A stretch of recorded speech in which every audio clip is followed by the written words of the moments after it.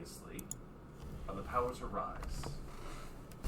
Our heroes, having agreed to join along with a strange man for a mission down into a place known as a labyrinth, the majority of our heroes managed to get themselves together within the morning, get a few things together, and go shopping for some potentially much-needed supplies, as this would be their potentially first extended foray into unfamiliar, uncertain territory that would not be probably a quick in-and-out job, so to speak.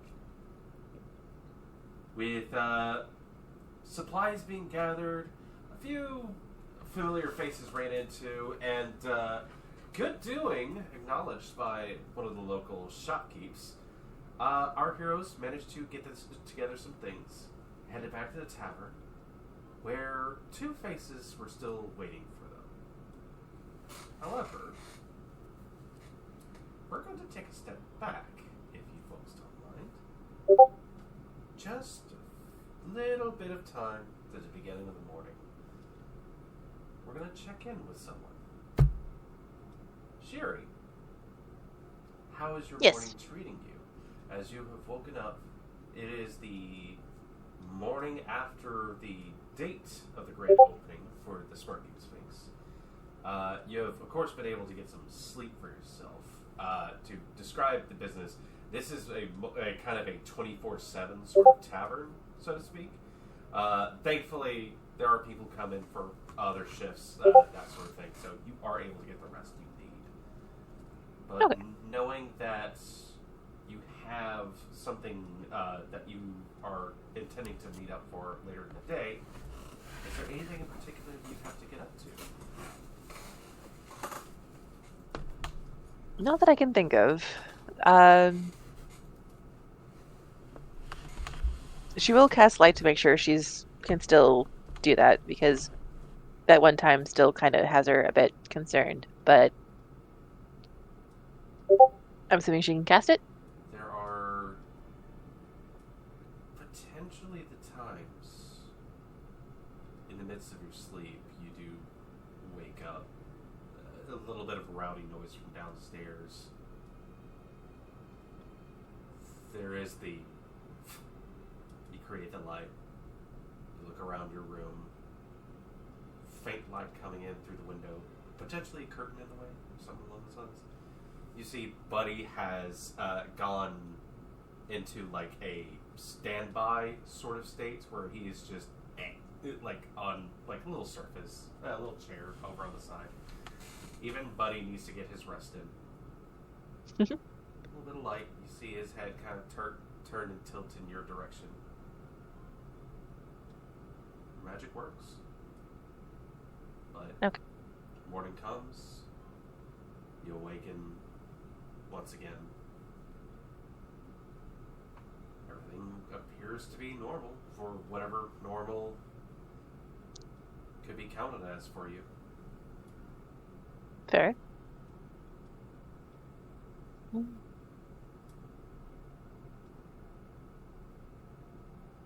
guess she'll head down and have some water and maybe a little bit of coffee to help her wake up. You move to get yourself up. You see over on the side, little Buddy starts to pick himself up, but there's definitely that sort of like drooping sensation. Like he could maybe use a few more winks, but still, if you're up and about, he's there by your side. Door opens. Where would you want your quarters in this place? Ground floor, second floor? We're using the American terms for floor. Sorry, guys.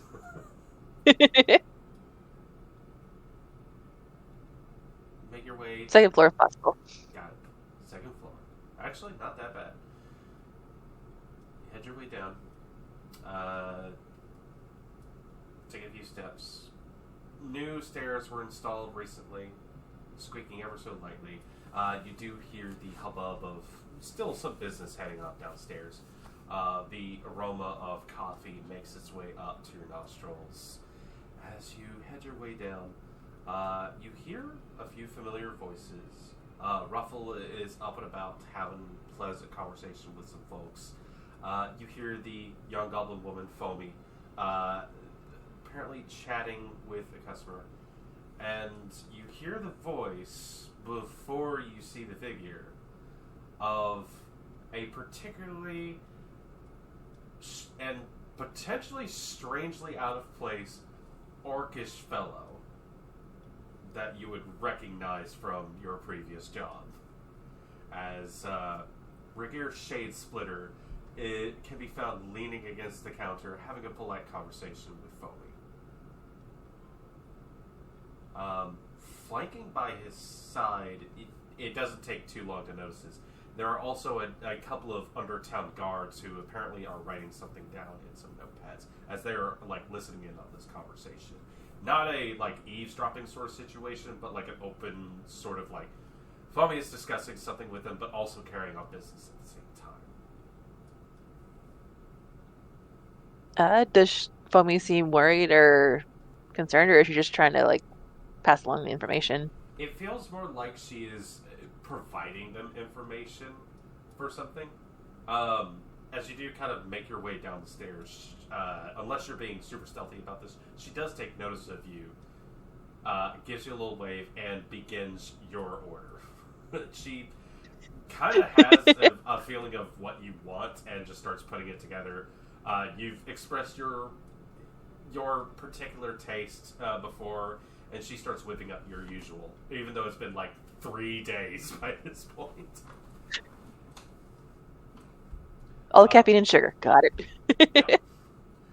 Do you approach the counter to kind of see what's going on there, or do you go take a table? No, I'll hang out with them since I've seen at least one of them before and see how they're doing. Gotcha. You head on over towards the counter. Foamy gives you a polite little nod. Morning, Sherry. As she says that, heads kind of turn your direction. The guards don't immediately recognize you, except you hear Regir. Oh, hi. Good morning, Sherry. Lovely to see you. Good morning. And, Nice to see you as well. I see you've got your little friend with you. So, hopefully the morning's treating you all right. I hope my grating voice isn't woke you up by any chance. Nah, all good. Gotcha. There were a couple of sort of troublemakers in here earlier who were starting to have a little bit of a heated conversation. I want to make sure they quieted it down. Likely you did not Any hear fires? a single thing. Apparently I'm a deep sleeper, so we're all good. Yes, of course. By the way, he turns and looks back towards the guards who look like they've been conversing about something beforehand. But you see this dark elf female look towards Foamy and goes, is there any other details you'd like to concern us with? Foamy shakes her head. She goes, no, that's all there was to it. Just need to address those situations. Okay, well, we appreciate you bringing this to our attention. You have yourself a lovely day. And those two of the Undertown disposition turn and make their way out towards the front.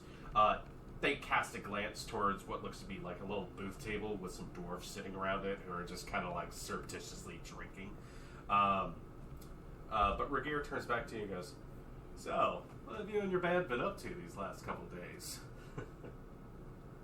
I couldn't say the rest of the band, but I've been working, so. Ooh. I see.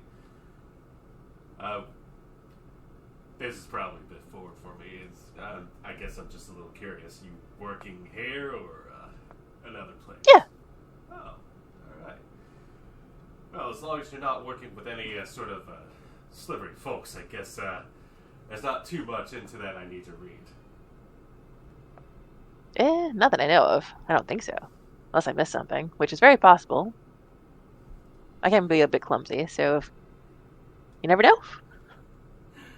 He looks, he kind of chuckles at that in a bit. You probably know about the last time you saw him. which was like a quick flash and a quick hearing of his voice during a certain particular event. But he still chuckles. You feel a mug be put onto the counter in front of you as Foamy gets your order together, puts it there. Buddy gets a cup as well. It is not filled with any liquid. He just loves miming the interaction. Thank you, Foamy.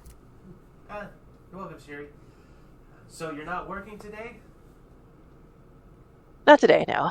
I'll probably be gone a few days, but I'll hopefully not too long. Wherever you're headed, I hope it's a good time. She turns back and busies herself with the waffle maker. Rhaegar leans over and goes, actually, I hope you don't mind if I can ask you a few questions. Go for it. I'll answer them as best as possible. I'll be real with you. There's been a few things that's been happening here in Undertown that's taken a little bit of interest of some folks a while back. And let's just say I just need to follow up on a few things or ask a few curious questions. If you'd rather this was not on the record, don't worry, I can keep it secret. I'll still try answer as best as possible. Right. Well, forgive my forwardness, but hey, chance, Sherry, do you have any ties to a certain family in town, the las Maravillas, by any chance? I'm not good with names, unfortunately. Well, that. If not,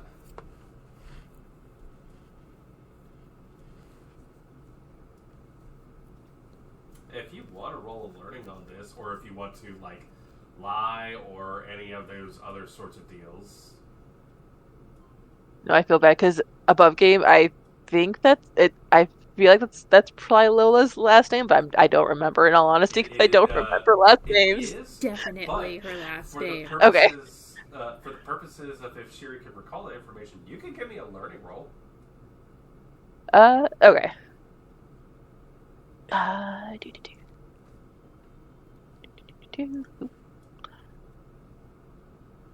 being very nice with this one.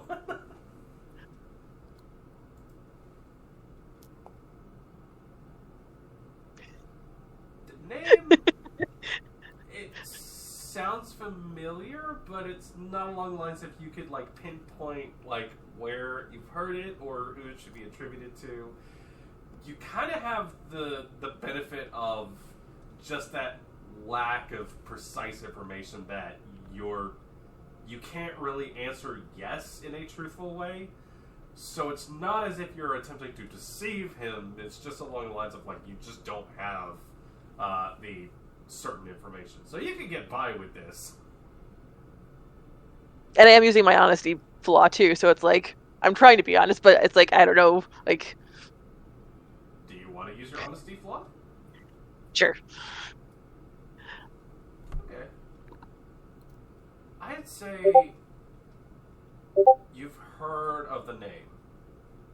But again, with your 8 in learning, you can't remember where you heard it or who it's tied to. The name sticks out to you.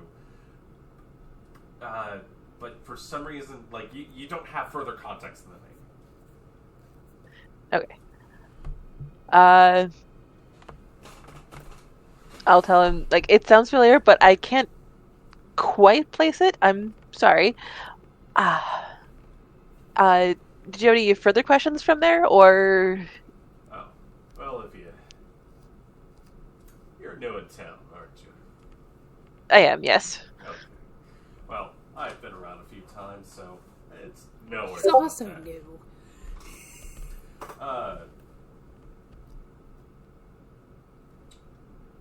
There's been some particular, what's the word? Interactions with this family that some folks have had in the past, and from what I hear, some of it can be a little bit unsavory. Not usually my sort of thing I need to pay attention to or take care of, or any of those other things. It's just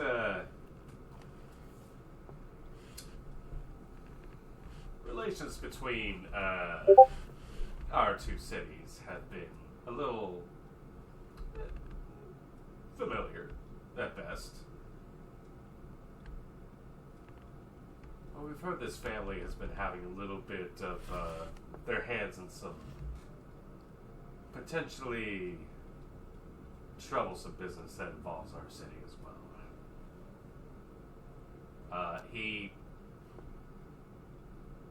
And you get the sense that with the admission that you are new in this town, like this is your first time here, he kind of points to what looks to be a very brief blue sort of like undercoating to his armor.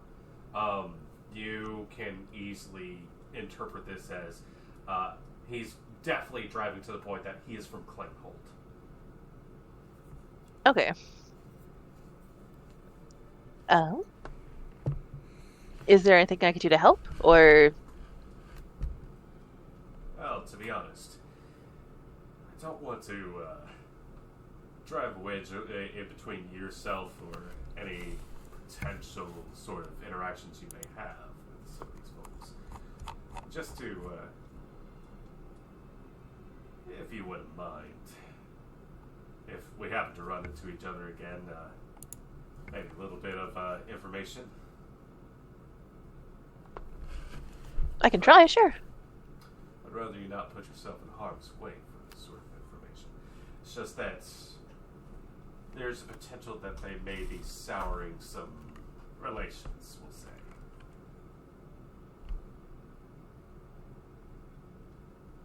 Are they hurting others, or are they... Like, how... Like... Unfortunately, I don't have the deep-seated evidence in order to say that they are indeed physically harming, or mentally, or emotionally harming other folks. It's just along the lines of, it might be in the ways of impeding friendly relations, is all. Gotcha.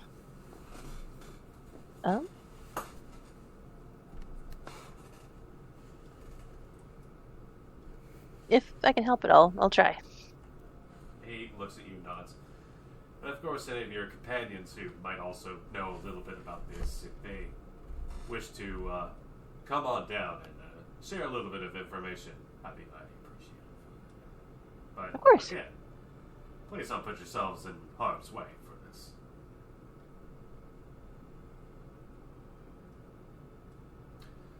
He gives you a smile and just goes, well, other than that, anything else you're up to today, or do I need to get myself going? The waffles are really good if you want a waffle. Highly recommend it. I haven't had waffles in a while. They don't really serve waffles in Klinghold. He sits down for a moment, little bar stools at the counter, has some breakfast with you. The rest of the chatter kind of turns to idle nonsense as he kind of talks about like the music scene, the artwork. He's seen some. He's made mention of some the weird things that happened recently with some of the statues that took place back on Dazzle Avenue, and graffiti that's been popping up around Town Hall. He kind of just spouts nonsense about a bunch of other things. But he finishes up his waffles and goes, well, not like I really have anywhere I need to go, but I should probably get out of here. You have yourself a lovely day, Shiri. Me too. Good luck. It was. He picks himself up, kind of takes his hat, tips it, and makes his way out the front.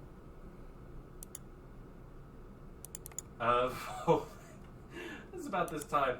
Ruffle has checked in on you every once in a while just to make sure there hasn't been any, like, you know, just like he's leading too hard or anything else along those lines.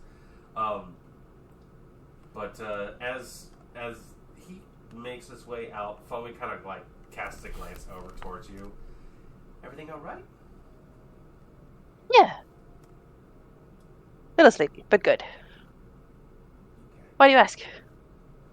Oh, nothing. I wasn't sure if he was asking you more questions about the weird interaction last night or anything like that.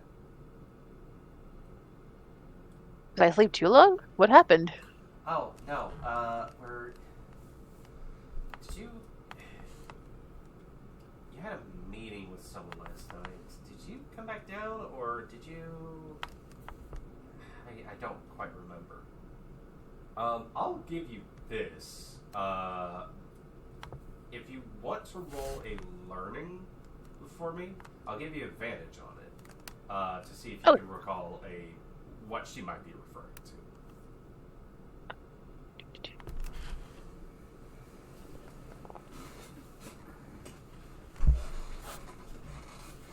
14. Last night, you had all gathered at a booth table for a particular reason or other. And a certain someone made an appearance, kind of made a little bit of a scene, and of a night of like weird rowdy interactions between people who, in a town where drinking and boisterous sort of like actions are taking place, there was hardly any interactions that could be deemed as like aggressive or hostile or anything else along those lines. But you kind of get the sense that she is speaking about your your group's interaction with a certain someone. Okay.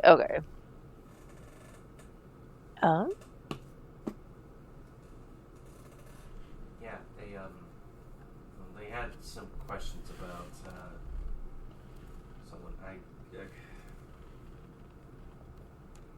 About someone? Yeah, there was a guy last night who came in, was screaming about something or other, and then he didn't order anything, and then the next thing I know, he rushed his way out the back door, and he kind of was very forceful about making his way back out there, because for some reason he was screaming about Lola, and he had some choice words.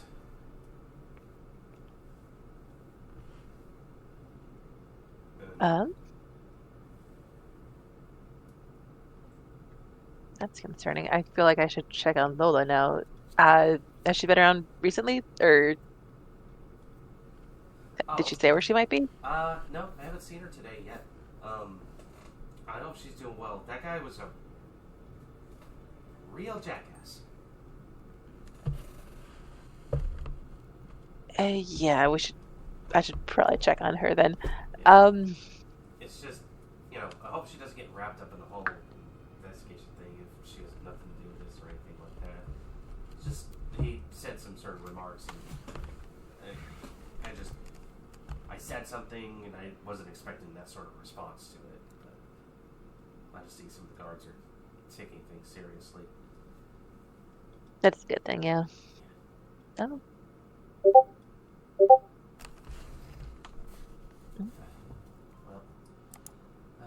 Sorry about that. If you're not on the clock or anything like that, so if you need to take off, then take off. Or if you're waiting here or whatever you need. I mean, obviously I'm not your boss. No, but I hope I can consider you a friend too. Oh, well, sure, thanks. She kind of like rubs at the back of her neck a bit and just goes, alright, so, everything's going well. I just checked on your friend in the back. He's doing fine. He's still sleeping a little bit. There were a lot of people trying to buy him drinks last night, so. And she turns and continues to busy herself within the large kitchen space. Ruffle comes back and begins assisting her with something. as you kind of turn, you feel a little bit of a tug on your arm as Buddy points towards the front door, and the figure in red makes his way in. You recognize R2D. As he steps his way inside, kind of takes a look around, locks eyes with you if you continue to stare at him, and begins to make his way over. The moment he's within earshot, you hear him go, "Good, you're here. The rest of them are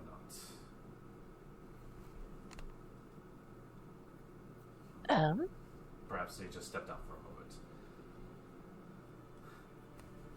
Was there a given time you gave everyone? Or... My memory's a bit fuzzy right now, I'm sorry. We did agree on a few hours. My apologies. I'm having a little bit of the anxiousness. I apologize. No worries. I get how that goes sometimes. Are you hungry? No. I ate this morning. I appreciate it, Of course, yeah. You see Foley still, kind of looks over towards you. He's like...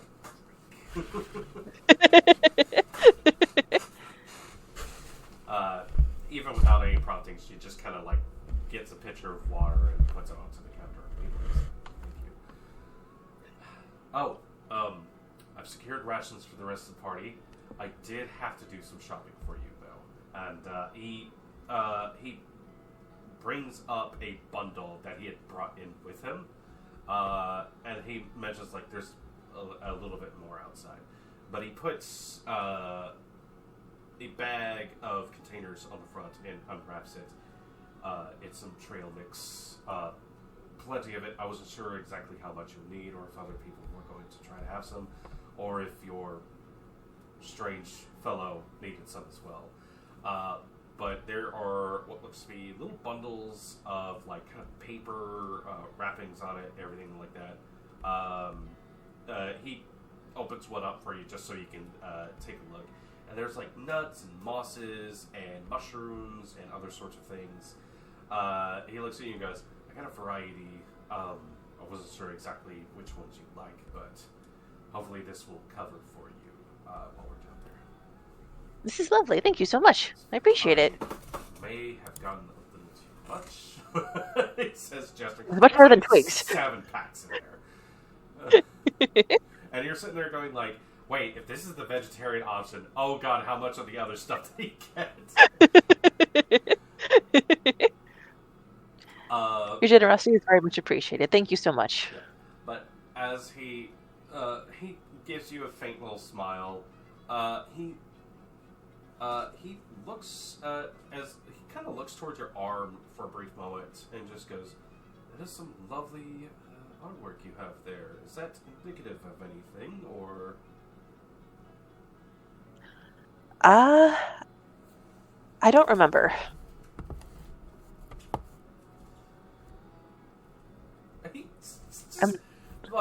You say, "I don't remember," and there's a moment where he just stops tying the bundle and just looks over towards you. Absolutely curious sort of demeanor. My apologies. My history is a bit confusing. Eventually it'll make sense, but until then, I'm being myself and learning what's what and what I am.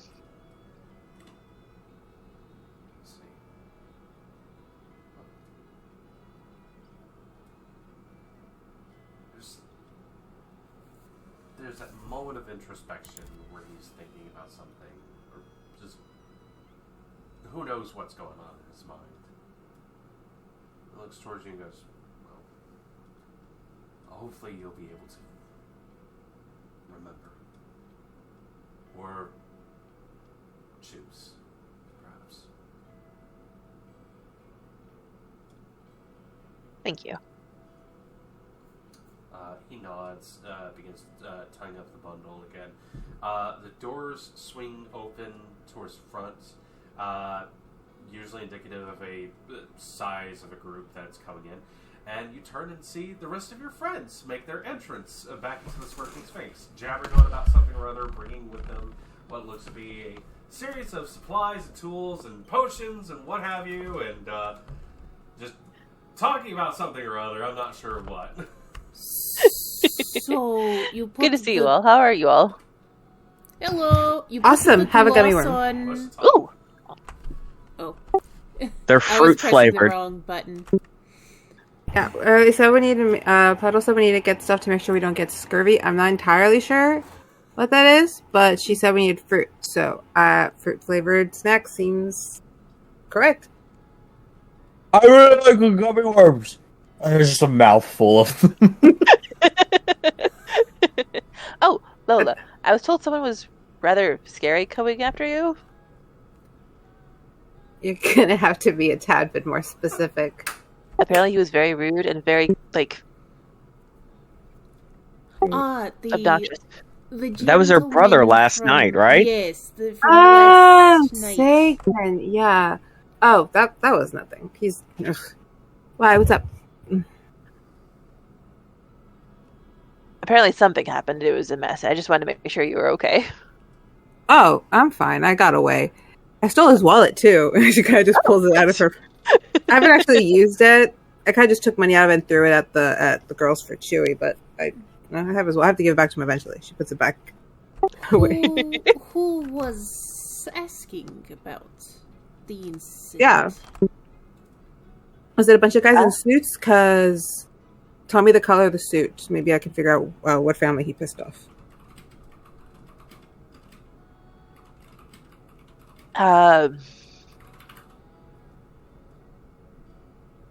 What's your last name again? I'm sorry, I'm bad with names. Oh, De las Maravillas.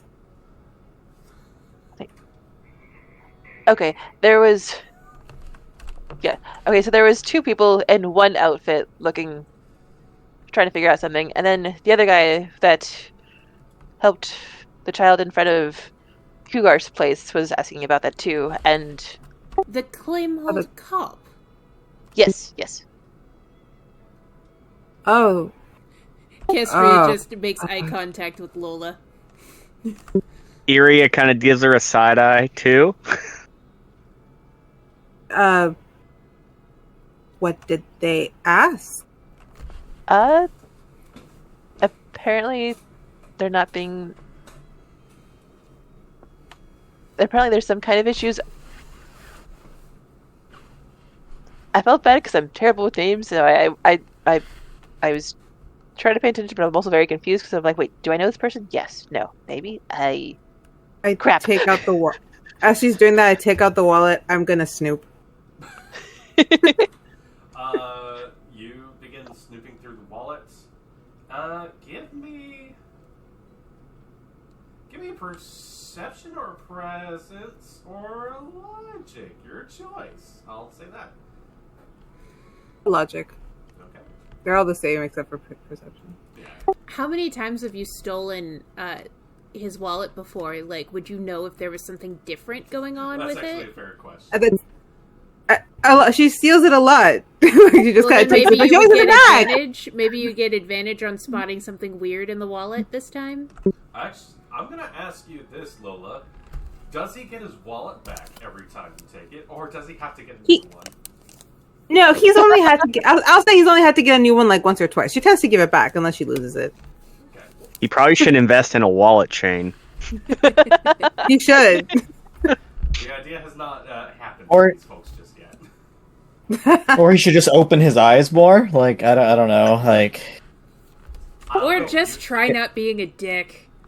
Usually, Well, I mean, when if the same person's- All right, I'm gonna roll.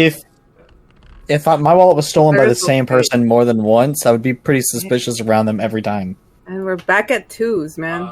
looking, Back at the twos. looking through his wallet. Now, this is really funny because a wallet implies that there is sort of like a paper bill sort of currency within this area. There's not. It's coinage, this sort of things. But So the his same term will purse. apply here. Don't Purse. worry about it, guys.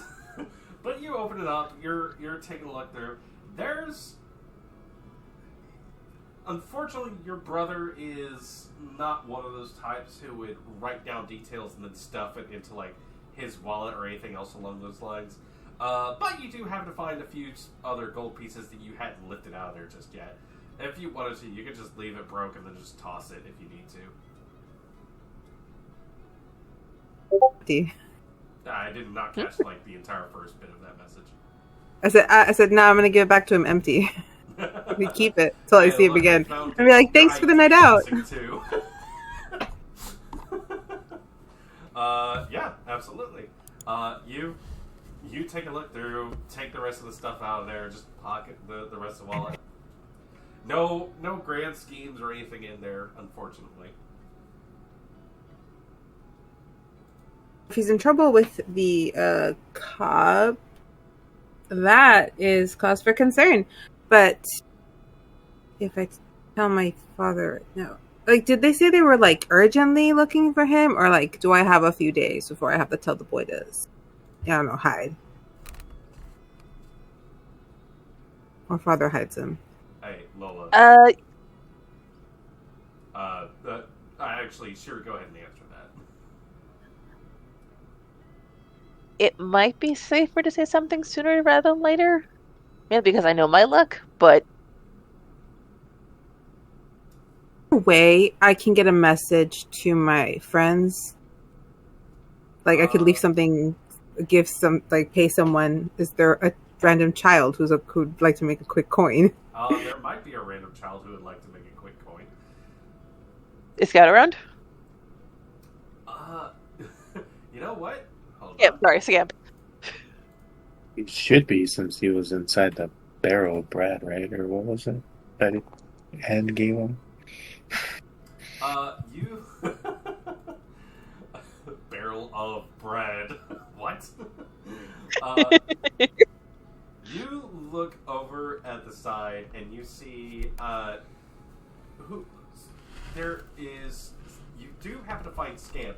It looks like they're going about, like, doing refills on people's drinks, and then also going, just making a gesture like, oh, hey, tip the waitstaff. Scamp does not work here.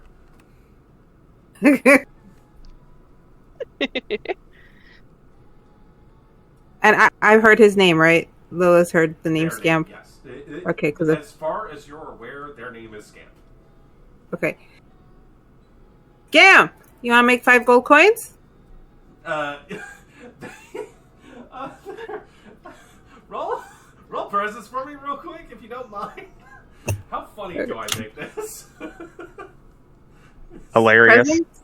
Bolster? Okay, look. Bolster, take advantage on it. Okay, because I've been rolling like... Normally I'd have you roll on that, but I'm being generous. Okay. Skip, would you like to I make did better. 5 gold coins? They're in the process. They hadn't even registered, like, it doesn't even look like they'd registered the name just yet until you mentioned money. There's a quick moment of, like, the apron and the pitcher go, like, flying into the air. They go back, catch it, like, bring it with. Hi, money? Yeah, I got 5 gold pieces for you and an extra 2 when I get back. I need a favor. What's the favor? I need you to get a message to my friend Berenice. I'll write it for you. You don't have to say it. They actively squint at you. Are you going to write the message down, or do I have to recite it like a telegram? I will write it down. I am using telegram. I was thinking that too. Scamp turns and waves at the rest of you. Hi, End. Hi, Aria. Hi, Puddle. Hi, Castria. Hi, Shiri. Hey, buddy. She finishes writing the note that she wrote in a type of code. It's like, you won't be able to understand it unless you speak makeup. Just take it to Berenice, and I give him her address, and the note has all the instructions. And avoid my siblings. Thank you. You see, they give you a look like, oh, you think I can't avoid? They take the message, fold it up. Coin. Yeah, you put the last few coins that you pulled from Sagan's wallet into their hand. They take their hat, pleasure, and just dart out the front. Well, she should be able to get a message to my brother. Specifically my older brother. Lola, is it a common occurrence that people of law enforcement are looking for your family? No, we're pretty good about what we do, which is why I'm upset. Real quick, actually. Castria kind of like looks off to the side at the mention of that, just kind of like, yes. Everybody knows how good your family is. Lola, in particular, do you mind giving me a learning roll or a logic of your choice? Learning is probably going to be the lower DC. I'll say that. All right, well, good, because I have a 0 in learning, so...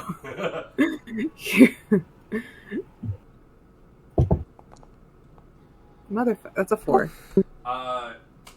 When has the law never been on the backside of your family's good name? Yeah. It's just one of those things, like, asking for my siblings is different than, like, looking into the family. It's nothing really all that new. Whatever. It's along the lines of, like, hey, they can try whatever they want, but, you know, my family is very good at covering their tracks. Either They way... certainly have their attention. Either way... Should we be concerned? No? Either way, it seems you will be laying low in a certain way for the next couple of days anyway, as we are going below. Maybe it'll help get the heat off of your family as well.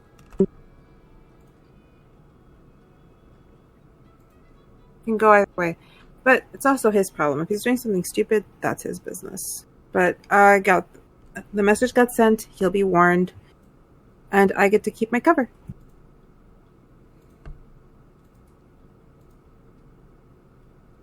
So where is the guy? We're supposed to go somewhere. I'm assuming you're referring to Argenio, who has been patiently sitting by as you folks have been having this conversation. Like, you immediately plucked that he was there, so... Like, oh. So quiet. I was letting all of you have your conversation.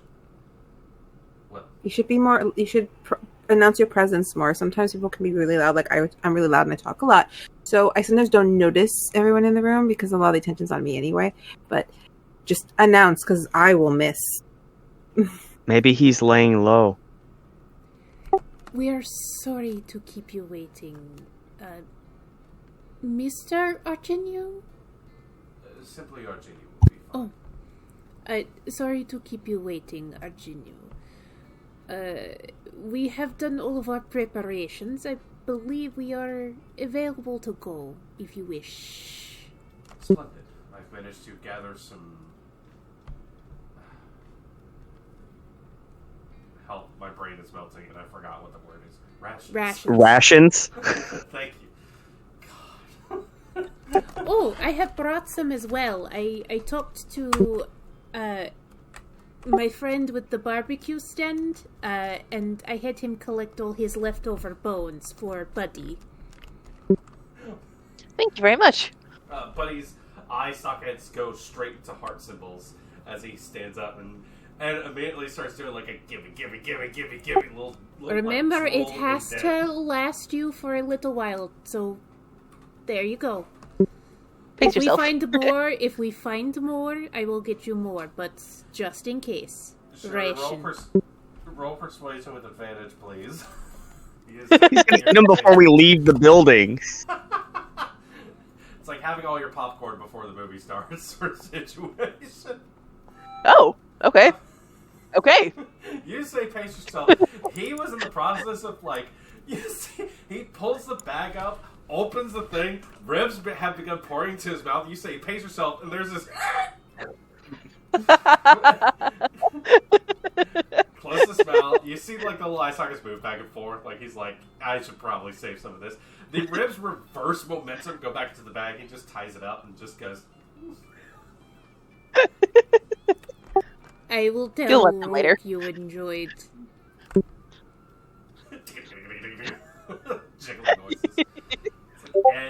Lion King, just like nodding vigorously.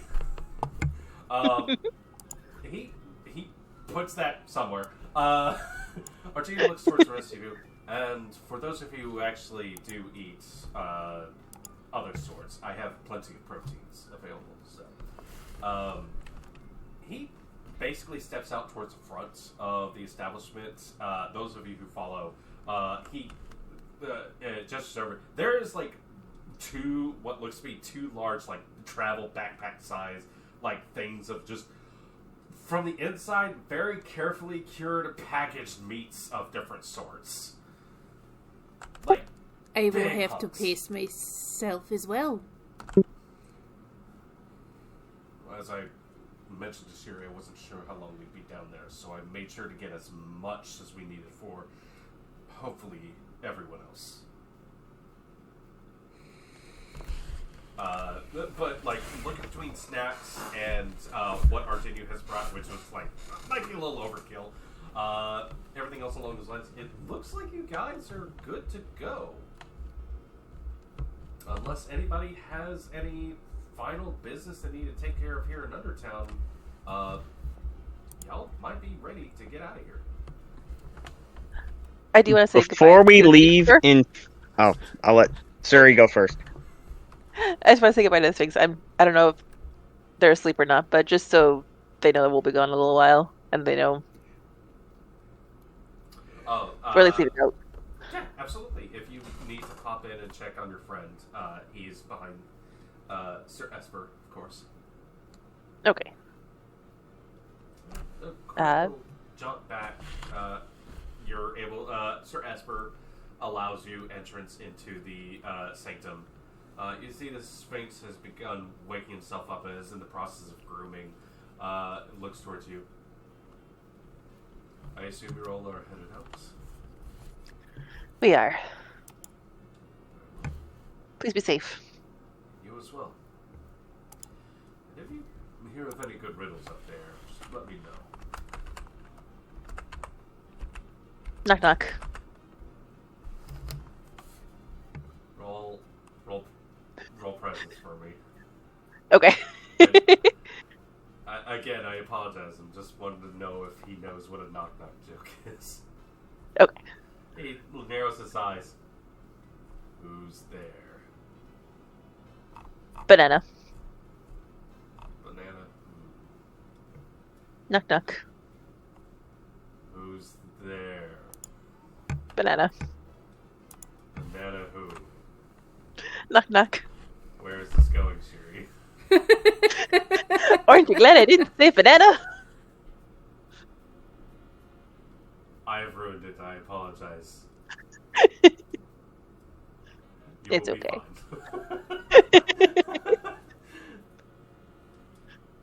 fine. Well, with a quick little check-in, looks like he's getting himself up and ready for the day. He makes his way up the stairs with you, looks towards your group as some of you are maybe lingering outside chatting with Virginia. Some of you guys might still be like hanging out in the interior, grabbing a few last drinks or what have you. But the Sphinx looks towards you folks and just goes, remember, rely on each other. My strength is yours and yours is mine. Same for each other. And seriously, stay safe. After that, you just see one person in the morning take a look at the Sphinx, moving around, saying things to various people. I need more coffee. just went back to the counter. Irio, was there something you needed to take care of? When I step outside, I just want to do a quick perception on the surrounding rooftops. Go ahead.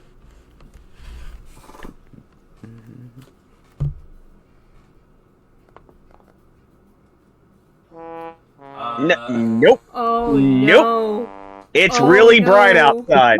The It's sound. really bright.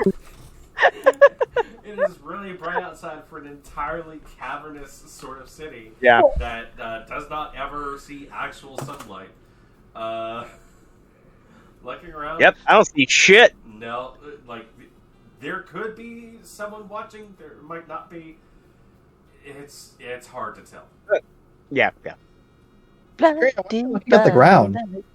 Yeah. Why are you just Yeah, staring at the floor? I'm like looking at I'm looking at my shoes. My shoes are tied though, right? Are they tied to each other? They have laces. They got with how this goes, they got Velcro. And even those are stuck to my eyelids. Anyways. And they're on the wrong feet. Oh, for Velcro. And I forgot my pants. Oh, this day. But yeah, okay. Unfortunately, there's no telling if anyone has taken notice of this odd transaction and has decided to make note of it. As you guys all gather up, Arjunu gives a nod and goes, right. Well, if we're all ready, let's be on our way. And he turns and he begins making his way off towards the east side of the city. Past the river sort of front. Those of you who have lived there long enough know that this is one of the particular routes that goes down towards some of the lower levels along those lines.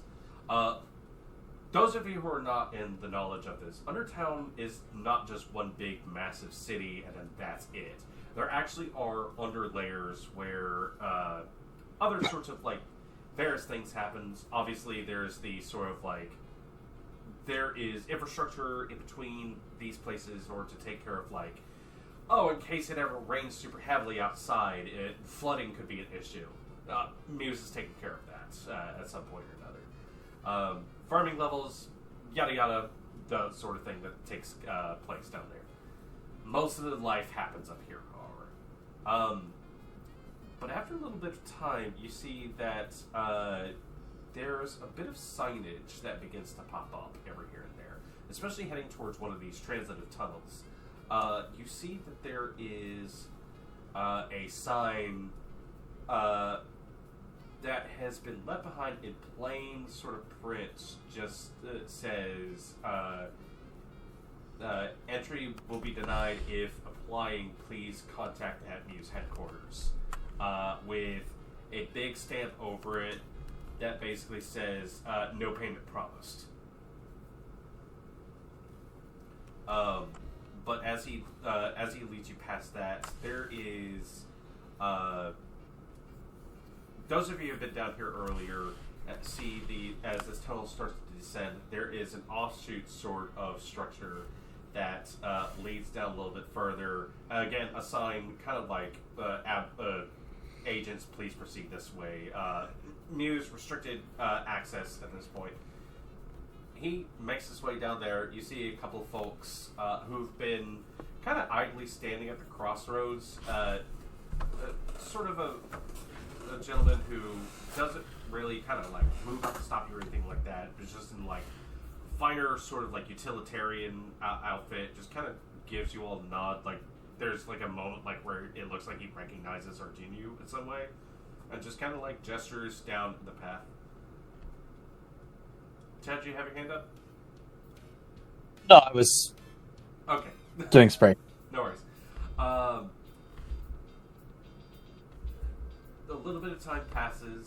Eventually, you make your way, what looks to be into a sort of like towards a chamber where you can hear the kind of a hustle and bustle of people making their way around.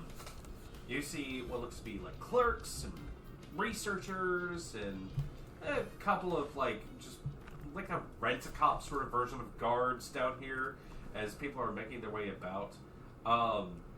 But as your group does make their approach, you do see that some folks take notice of you, and a couple of the guards begin to make their approach as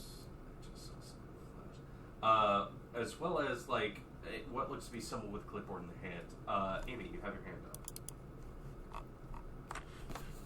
Can I use my observant to just see if I can overhear any information or anything that might be useful to us down in the labyrinth as we're walking through. Maybe some idle chatter about down there, or any maps or anything we see as we go. Something that might be useful. As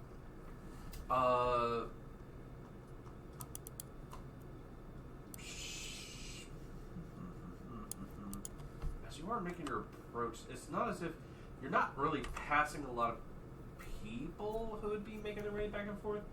But, sure, go ahead and give me that perception check.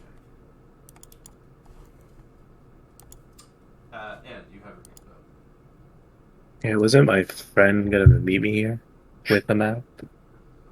You do remember that you had a conversation with Herbert, who said that there would be someone down here with a map for you. Castria, in no way were you able to overhear any information during this period. She was checking her shoes too. Apparently, this is how it's going. I'll say Those are my shoes. Because it's a natural one. I told myself I would do this. I'm going to use one of my flaws, the mood disorder flaw, and just like when I tried to tap into it, I had a bit of a bad flashback and just like couldn't get any information out. Sure. As you are making your way forward, you are trying to listen on some things. You begin to hear.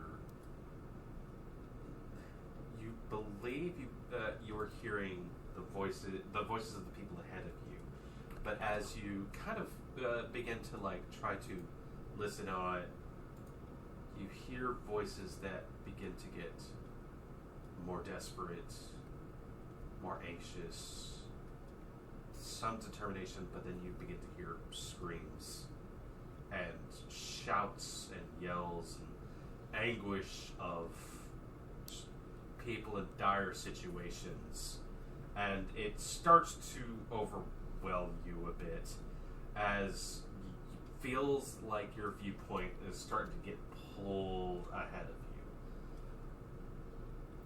you. Thankfully, however, you're not drawn too far into that, but it is absolutely one of those situations where you feel it kind of catch in you a bit. Do you actually want to use this as a flaw against yourself? I was, but is that an "are you sure" you're trying to give me, or?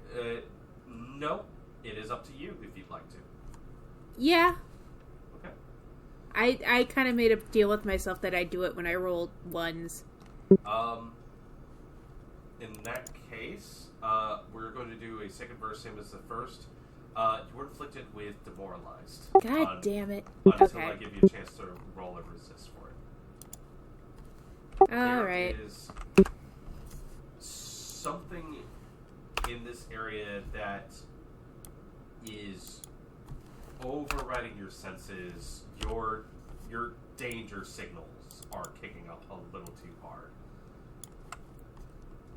She'll just steady her breathing, try not to let anybody else on to what's going on with her, and just keep following the party. Sorry to basically bring this little joke back, though. In this case, it is not a joke for you. You are checking your shoes because you're making sure that your illusion is working correctly. Mm. It is, but there's something. There is a distinctly different air between the city and the life that you are leaving behind, and just a air of potential danger that you are making your way into.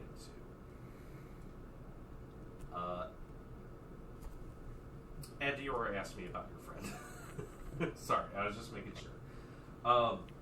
But as you make your way further up, you see these folks with the clipboard, and these guards kind of step their way forward.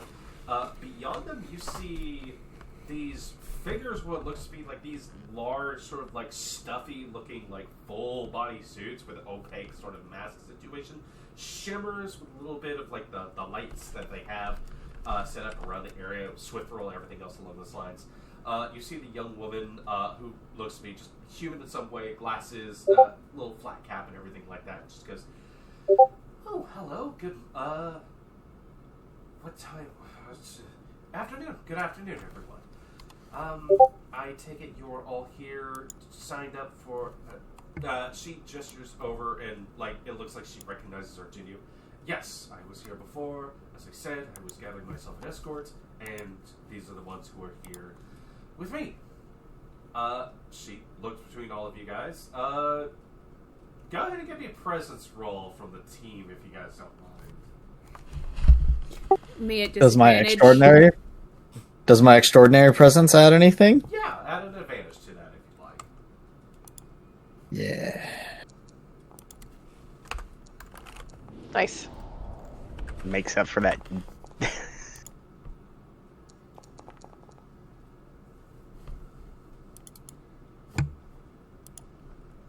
Unfortunately, I'm rolling at disadvantage, so this is gonna be a fun night for me. No worries. You see. Yeah. Reactions to your appearance, kind of middling, to be honest with you. No one really kind of looks impressed with any of you folks. It doesn't seem like any of these people recognize any of you for, like, or your studs or anything else along those lines. These folks are in a definitely different sort of, like, either just living space or line of work or anything else along those lines. Most folks don't really look at you like, you know, oh, look, a bunch of big adventures or anything like that. And it's mostly just business as usual. But as you folks do make your way here, they look about you and goes, "Okay, I'm assuming all of you are familiar with what is to be down there." A bunch of blank stares and shaking heads. Although eerie. No, we weren't really briefed. Okay, well, in that case, she kind of cocks a little bit of a look towards Argenio at this. He kind of stops and "I believe she means briefed from your people." "Oh, well, in this case, you're all about to enter a potentially dangerous area, locally known as a dungeon. Within this space, there is the potential to find discoveries of lost, much like many people who go looking into ruins nowadays. There may be treasures or secrets or lore or knowledge or anything else along those lines. While you're headed in there, we cannot guarantee your safety, though some of our teams have made their way down there and have begun mapping out the place. We have made some headway into being able to map this place out. We're going to acknowledge that all to you. So we are going to go ahead and say that we cannot promise any sort of payment for entering in. If you do happen to find things down there, we are going to be doing a little bit of a scan when you folks come back to make sure you're not bringing anything too dangerous or too, let's say, scientifically important that we need to do some research upon." Have there been any particularly successful ventures? Oh, yes, we've already had some successful adventures, so most folks who've been coming down here looking for the get-rich-quick sort of thing have turned around and made their way out. Mind you, we are still in the process of fully mapping out the location, but we have some means of providing headway into that. That being said, again, who knows what else could be down there. We just have a good lay of most of the land, so you're really going to need to stick your necks out if you want to get a pat on the back. I'll just say that. Anyone who's not partaking in this immediate conversation, Iria or Castria, so all the others, if you don't mind, if you want to, give me a perception roll. There is like a little bit of a barrier, but there is like doors open to what looks to be this little cavernous chamber sort of situation behind them. I don't notice anything either. I'm looking at my shoes. Jesus. Well, you got to make sure you got good shoes on before you head down there. I'm at least looking up, just not at my shoes. Yeah. I rolled better that time. Well, as you kind of have a head on your shoulders, like you should try to see what these suits are on about. As you look past, you see some of these weird armored, like full body armored sort of dudes, kind of chatting and hanging out by the side of what looks to be a little structure. There is, for some reason, there is a well inside, past these doors, past these people who are like kind of interrupting and having a conversation with you folks. Pretty much anyone can see this if they just look to the side. But you happen to notice that a little bit on to the opposite edge of the well, there is what appears to be like either unacknowledged or just ignored or just has already been noted, a skeleton of a humanoid of some sort grasping onto the edge of this thing, like it was trying to crawl in or has been left there. And that's just just inside? Yes. You see, like, inside there's, like researchers and different sort of scholars and that sort of thing. No one was really paying it any huge mind. I'm going straight there. Though I am going to reference the other ones like, hey guys, look at that. You start to make... Are you trying to do this stealthily or are you just walking? I'm just walking through. Okay, give me presence again. I'll walk over there too. Jesus I'll tag along too. All right. My pirate instincts. When there's a skeleton, there's sometimes treasure. Buddy is also going to be heading in there because I was gonna say, do you just stare at Buddy and think treasure? Awful. Thankfully, with the 3/4 of you making your way in, the DC's a little lowered because it's along the lines of like, oh, they should be doing this. They know what they're doing, sort of situation. So you see one of the guards just goes, should we stop? But they... I would like to help them with my attractive feat to be like, don't bother me. Like, too pretty to talk to. Unfortunately, you've already made your roll, so... okay, we're good then. I'm not going to knock you on that, but you all did roll to find it out that they're not going to, like, stop you, be like, hey, what are you doing? No one pays you any mind as you all step in. You see, like, a couple of the full-suited folks just kind of give you a nod and go back to, like, writing something down, or it looks like they're waving, like, a wand over something as they're trying... Who knows what they're up to? Weird science magic shit. But as the four of you make your way in towards the well, like kind of curving around the side, you see that there's almost a fully intact humanoid skeleton has been kind of draped against the edge of the well, just left there.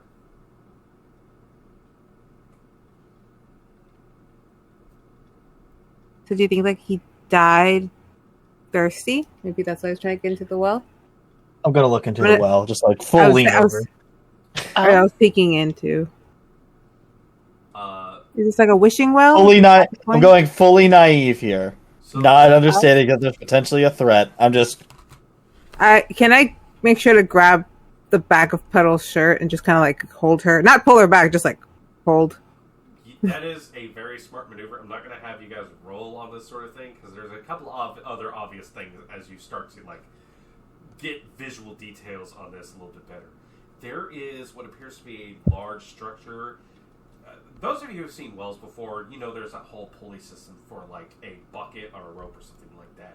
This is a sort of like a massive, like reinforced metallic, sort of like strutted up structure thing with what looks to be chain instead of rope that descends into what appears to be a well, which, Puddle, you give a listen to, there is no water. It's a really shitty well. Well, if you fall in there, you'll probably die. So she kind of tugs. Like, let's get back on land. Like Lola, you go to start tugging. You see like one of the little guard guys just kind of step over. Like, do you need help? Sherry, your hands. Is it possible to use restoration or something on the skeleton and see if I can ask it some questions? Restoration doesn't normally work that way, but Or is it possible to use knowledge to see like how the skeleton died? with your, I'm gonna need you to roll your medical knowledge on this one. This is not an auto success. This is a fully skelefied sort of individual. I will say that. But I believe your particular feat gives you bonuses for that.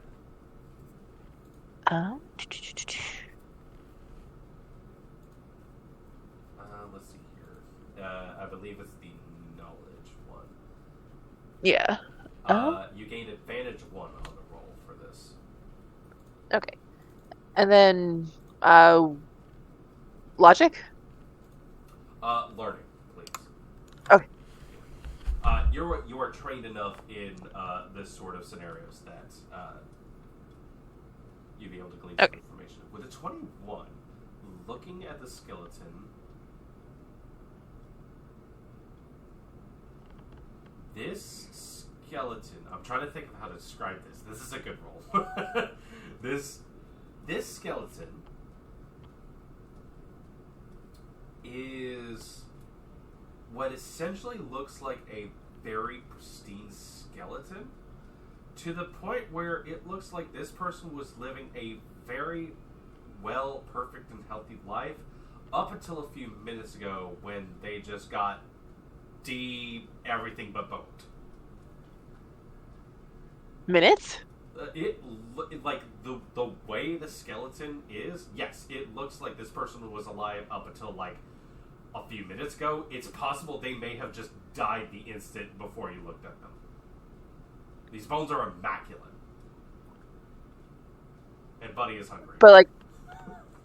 But everything so are their bones like still wet because that's how like clean and they are? They are not wet. Actually, okay, I'm gonna sit here and go, "Hi guys, I'm not a medical professional." So you just said a bunch of terms. I'm just sitting here going like, I don't know the specific answer, so I'm gonna do my best approximation. The bones are not still wet as if stuff was just pulled off of them. They are, however, clean, pristine. They look like they are polished in a sort of way. They look like there is, beyond the structures of like the makeup of the bones and everything like that, full calcium, everything like that, they look perfectly fine. There is no sign of blood, like skin tissue, muscle, anything else along those lines. Like, the organs are gone. The skin is gone. Everything else is gone. It's just bones. But these bones look like really, really, like, you could swear that this was like just a model skeleton for a brief moment, and then you go, no, like, the makeup of these things are real. Okay. I'm gonna share that information with everyone, or at least everyone that's around, and be like,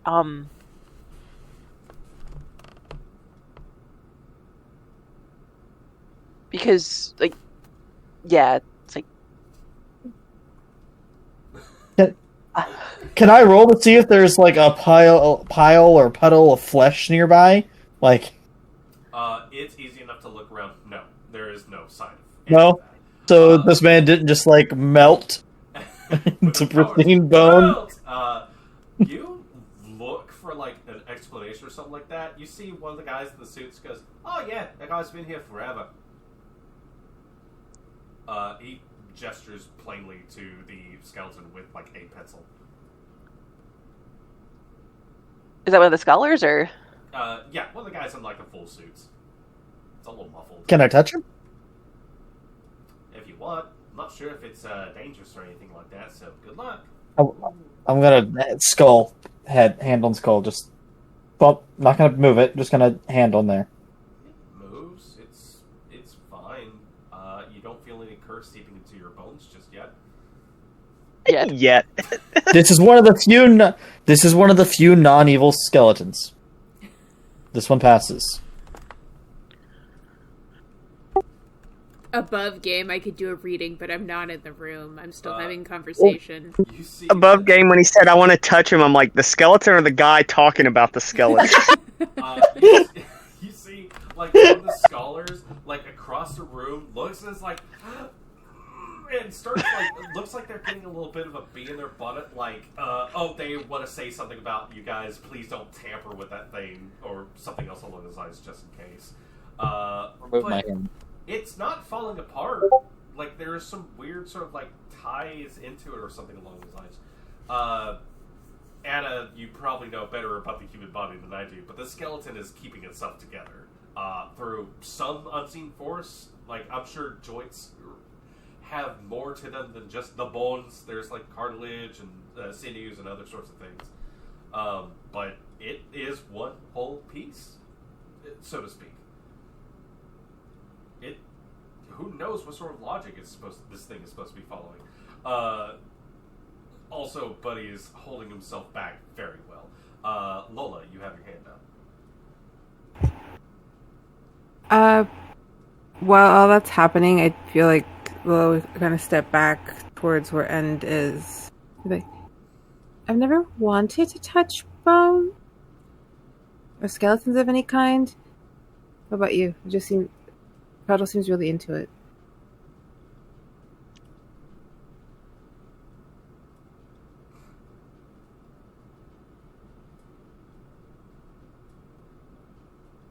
What? Juice.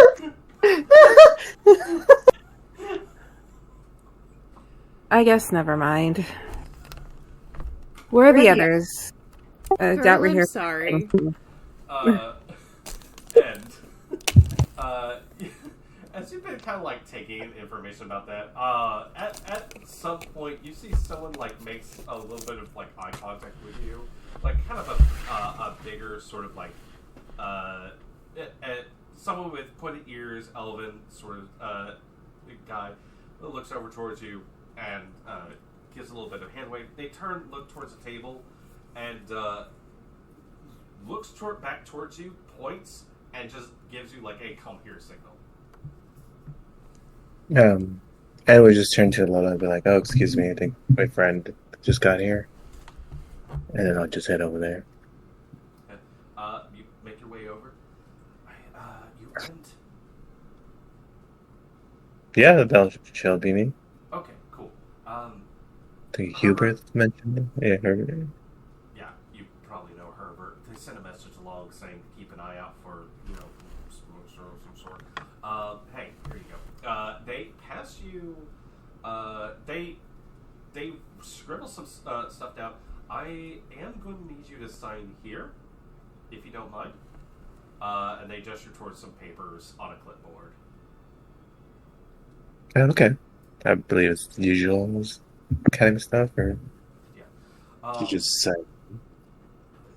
I'm taking a little bit of a risk here, but if something happens to you, at least I have someone to blame instead of just saying, "Oh, I lost this thing." So just to make sure that we know what's going on and it's not entirely my assets on the line. But you sign and on the paper, and they hand you what looks to be like this sort of like this weird, sort of like metallic stone sort of like tablet sort of situation. They go, "All right, here you go." She'll just take it. But all right, thank you. Yep, you take it. There's like a little handle on like one side of it, so you just kind of grab it and just walk back to whoever. But as castrated area they look between your two kind of separated parties, and they go, "Okay," and that's pretty much the gist of it. case you guys do find anything, we'd appreciate you if you inform us so that we could share as much information as we can with the world with what can be deemed safe. Other than that, do you folks have a name for your little group?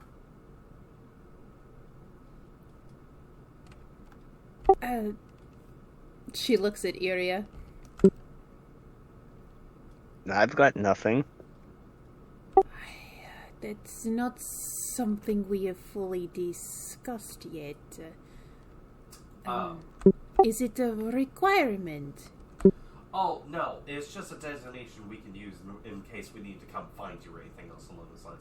If you folks don't have a party name yet, that's perfectly fine. You do hear someone in the background, like, snicker a little bit. But then goes, but in just this case, we're going to give you a standover name, just so in case we need to come find you or anything else along those lines, we have something to designate you with. So give me just a second. I'm going to look up something and see what works. And again, if you guys do happen to want to change this or something else along those lines, we appreciate being updated.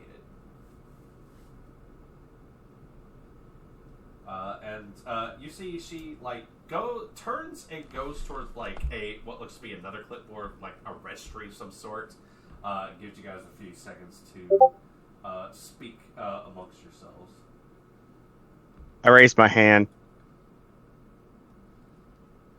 Josh, Patrick raised their hand. When I hear that snicker, I am cashing in my hot-headed feet. Okay. And just turn around. It's like something funny.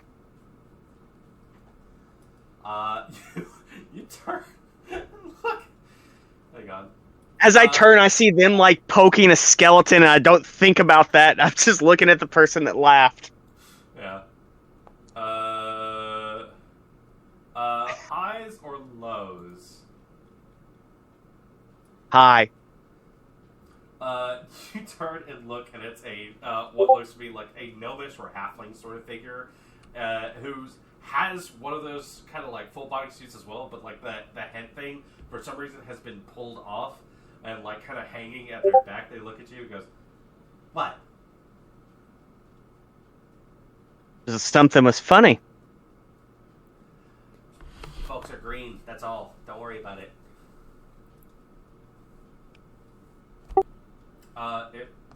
You can keep pressing that if you want to, though. I take it, you are more experienced. Oh, no. It's just adventuring parties coming in here and not having their party name ready or anything else along those lines. I mean, this guy would know. He points towards Argenia, and you see his eyes widen as he stares in infinite daggers at this short figure. Is the Fates taken? The what? She turns to the register. Fates. Just as a placeholder until we can find something better. You see the woman looks at you, looks back at the list, and goes, I mean, it's a descriptor, sure, but if unless you guys have an official party name or anything like that, but yeah, we can work that in. How about we call your group codename Midnight Fates? I'm sure no one will object, at least as a temporary nomenclature. Well, they're busy off doing something, so you have my vote. It's only just so we can get into the labyrinth. We can come up with something better later. Okay. Well, then let's go with it for now. All right. Sure. We'll work with that for now. Again, if you guys need to update it by any chance, you can either talk with one of us, personally myself, or one of our other registrars, or you can head to one of our news headquarters and update it there. Perfectly fine. There's no fees or anything else along those lines. It's just a good idea to keep in track with anyone we happen to have worked with in the past. Midnight Fates of Midnight, and some of those lines. I'll just put those down as a couple of options. And if I can get your names, please. Kestria. Thank you. Iria. Thank you. And she looks over towards you. I am end. Thank you. Just a second.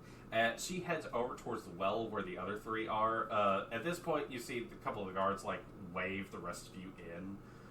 They're like, you guys are fine to approach if you need be. As you do make your approach, you see that the big structure, like the sort of like the wheel of the well itself, has been pulling up for some time. But as you make your approach, you see that the rest of your friends have all gathered around a skeleton and are busy staring and like trying to figure it out. Can I, in the interim, once we turn away from the more experienced people, the people who seem to be judging us for some reason, am I able to try and shake off that demoralized from earlier? No. If I can take a moment to just breathe in and out? Absolutely not. Not yet. Fuck. Fine. Yeah. You wanted to use your flaw. This woman with the clipboard approaches Sherry Puddle and Lola by this point and goes, "Excuse me, I just need to get your names for the registry." Lola.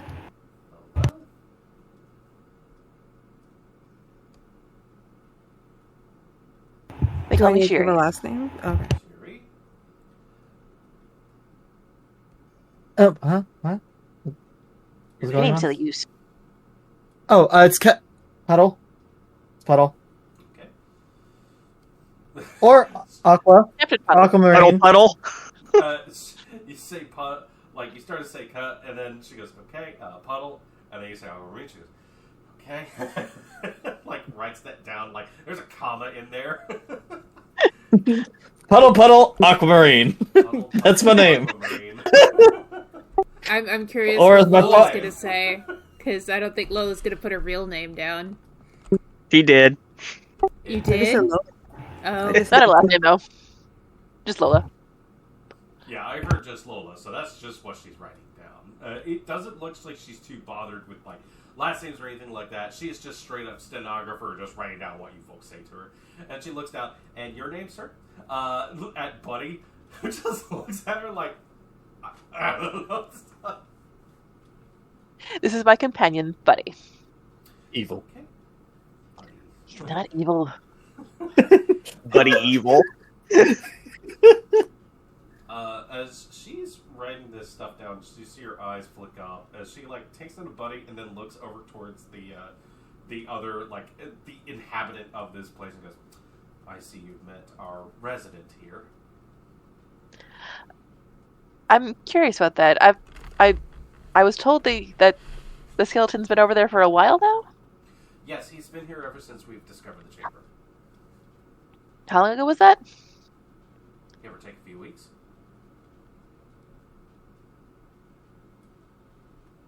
And that skeleton hasn't changed at all. We have done as many visual scans, detections, other sorts of things. It appears that this body has not been degrading in any way, shape, or form the entire time. We do know how you see, like, there's a bit of, like, a strange, like, kind of thinking of something here. There is some magic resonance with it. But beyond that, we are not sure what is going on with it.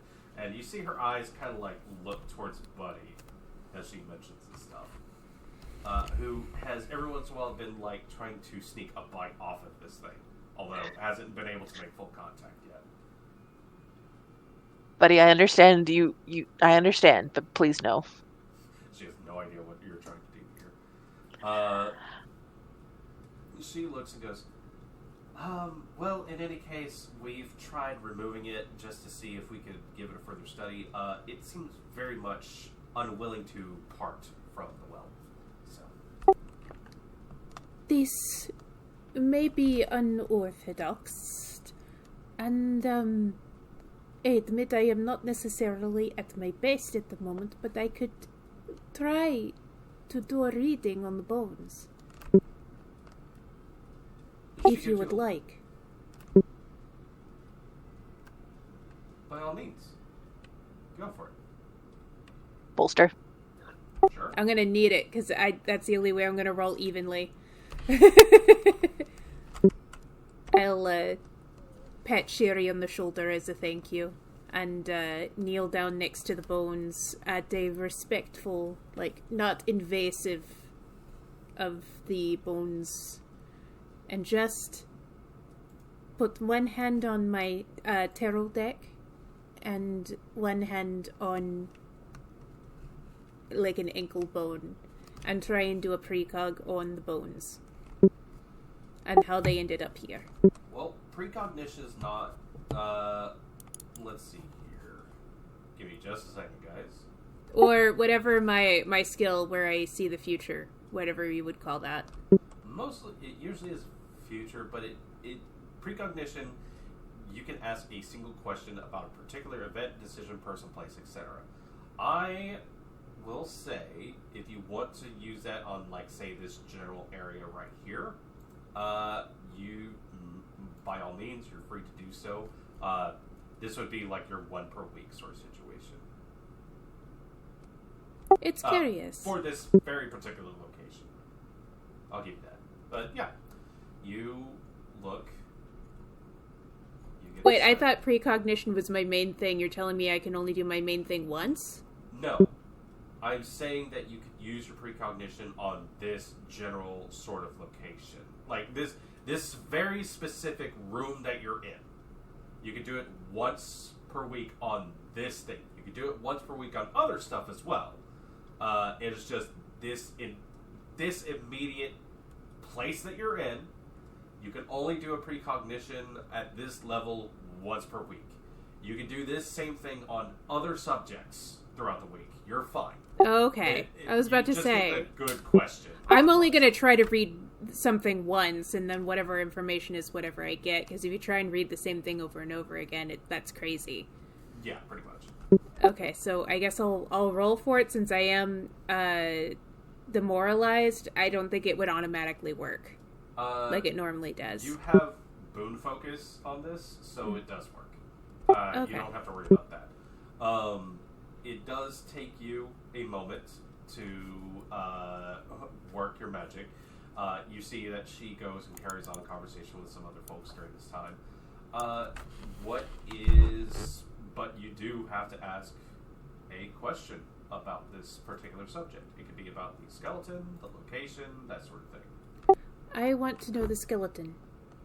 And my question is, who were you?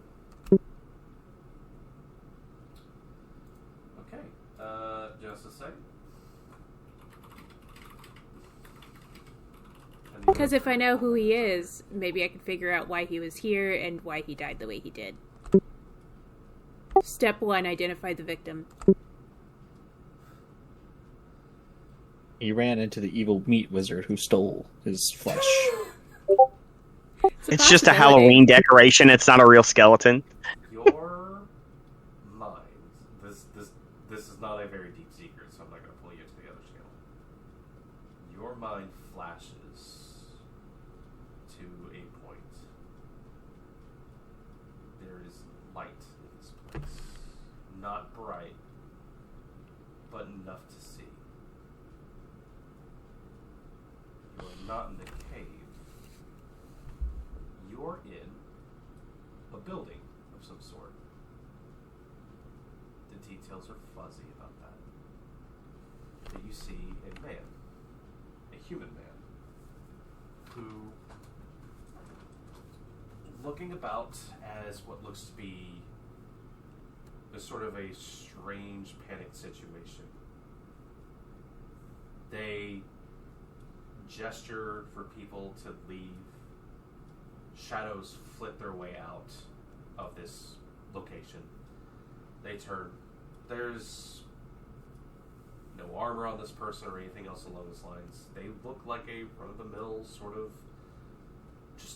just an everyday man sort of situation. A little bit of beard, balding, receding hairline sort of situation.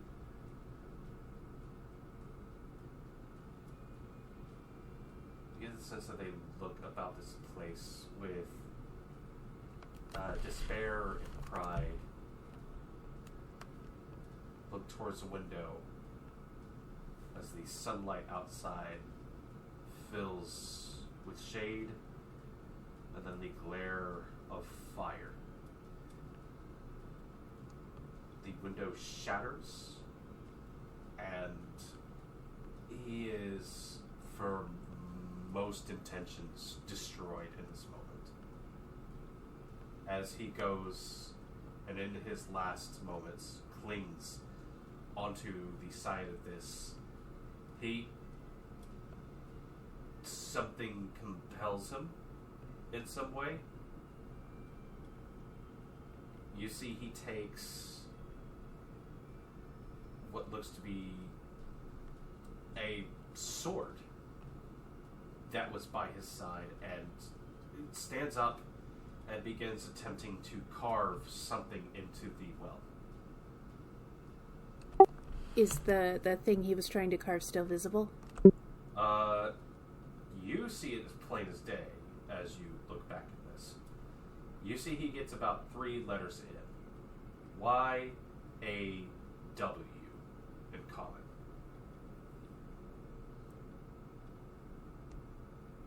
Way? You wanted to know this person, however, more specifically than anything else in this place. This man, in particular, was humble in some ways, strong, capable, half retired. His name is Dermot. Darn. And it seems like he tried to save people before the inevitable? Is that the gist I was able to get?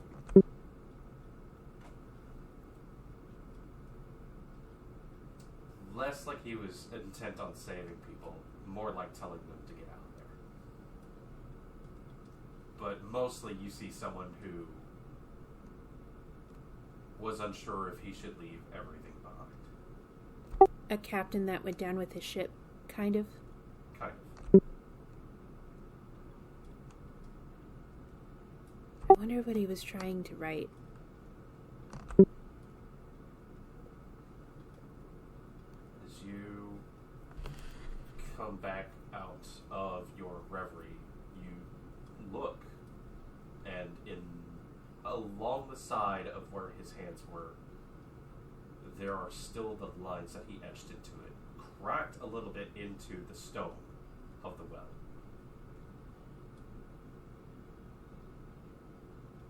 There's no sunlight in this place.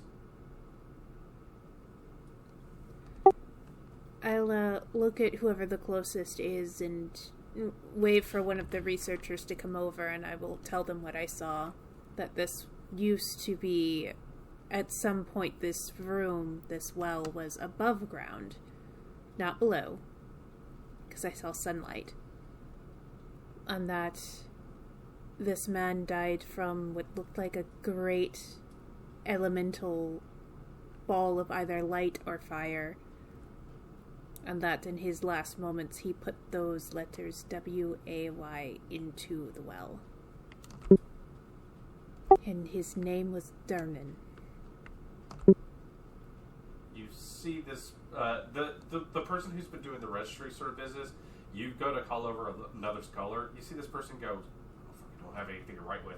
But the young lady just starts jotting everything down, like whips out a whole new fresh piece of paper, and is just writing all this stuff down. Okay, that is what we're talking about. Thank you so much. Castria, I believe? Castria, yes. Okay, cool. We're going to make sure that you're indicated upon this information being provided. We're going to double up on some things just to kind of verify. No offense or anything like that. We just want to make sure we cover our bases, but that's fascinating. If you need any character witness or any acknowledgement of my talents, you can look into my colleagues at the gyms. They can vouch for me. Oh, very well. Yes, we're familiar with the establishment. You see, she like kind of gets a far off look. It's again that shorter dude in the back goes, "Ha!" She just shoots him a look and goes, "Okay, I'll be passing this information along. This is very interesting." Are you sure there is no other information you can provide us upon entering this labyrinth that would be helpful? Oh, there's not much else we can say. If you guys stick to the designated locations, obviously we have things pretty safe within those rooms. If you wander off the beaten path, we cannot guarantee your safety. But, I mean, that's what you're here for anyways, isn't it? Yes. Right. So, there are roaming monsters down there, obviously. If you do happen to stop by one of the safer chambers, we probably have instructions lit up in those places, everything else along those lines. Other than that, just stay with the group, stay safe, everything else along those lines. Midnight Fates, kind of Castria, and all this stuff. You see, like, the other scholar that you called over, it's like, I can get that for you, and you see she shoots a look over towards him. Back off. But she looks over, thank you. If there's anything else you do happen to find out down there, we'd be so thrilled to find out about it. Of course. I believe we should be going, though, and I'll make eye contact with Argenio. Oh, lift is almost here. Sorry, I shouldn't be keeping you guys too long. Thank you. You see she turns and goes towards... Oh, and be sure to mention the other people who pointed me in that direction. Points to Sherry and Puddle and... Oh, yes, of course. So sorry. Yes. And she makes what looks to be like a couple notes on her side of the board and just goes, got it. We appreciate you folks. Thank you very much. Again, need anything else, just let us know. But once you're down there, you're down there. So, she makes her way over towards the table and looks like she begins like putting some stuff together. Argenio looks towards the lot of you folks and goes, again, interesting talents you all seem to have. Is it this often you have a lot of people hanging off your every word? Usually I'm a bit more dolled up and it's more for entertainment purposes. Every day. Yeah. He just looks towards you, nods a bit. There's a moment where his eyes kind of flick over towards End, goes back, double takes, goes back towards you. About like 30 or so seconds later, you hear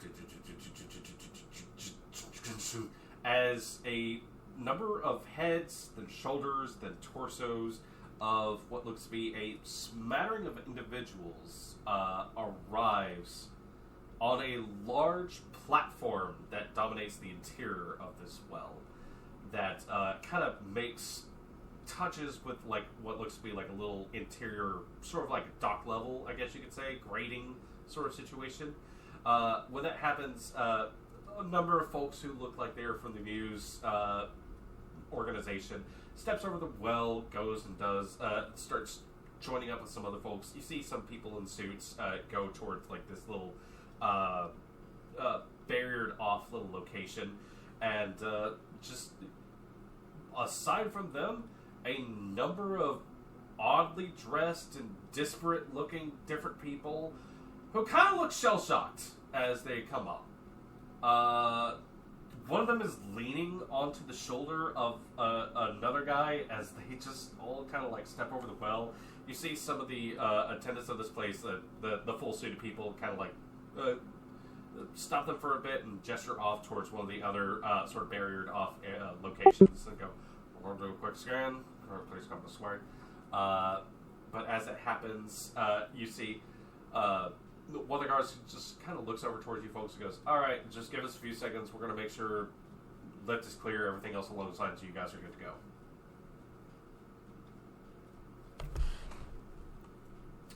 As they go to check everything else, the registry woman steps back over and goes, right, so, unfortunately, there's not much else we can answer about the place down there. It's just that we wish you luck. Try not to cause too much damage. Again, you folks are underground. Cave-ins can still happen. Everything else along those lines. Yeah, best of luck. What is it that they ran into that has them so scuffed? Did they say? No idea, but like I said, there are monsters down there. There are still unmapped areas. There's a potential for traps, natural hazards, monsters, all sorts of things. So do keep your wits about you. This is not a fully safe cakewalk location.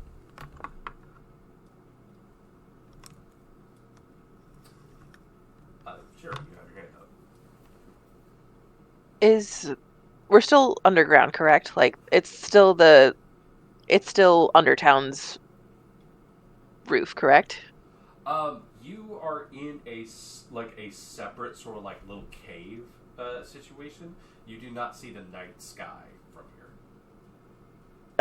Can I get a good look at what's up top? Kind of your standard sort of like stalactites, that sort of thing. It is what appears to be a natural cavern. It's odd that this well is here.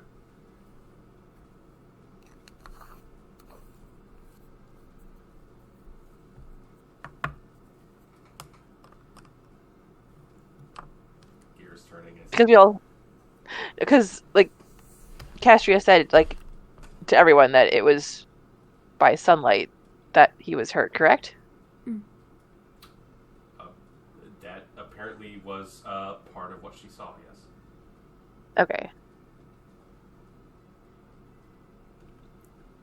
Sherry, you look... Sherry, you look pensive. Something's not right. With the description that Castria probably gave them, she absolutely set it up. Everyone feel free to give me a logic, whoever's interested in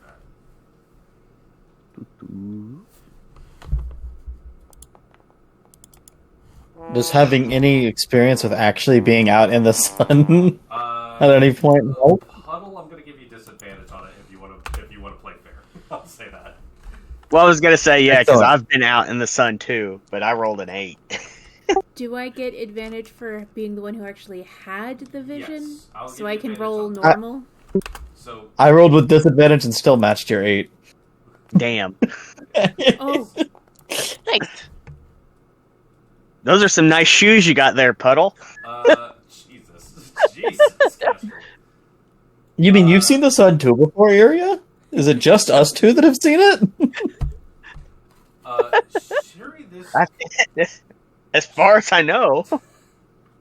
Sherry and Castria, especially Castria since you actively saw it,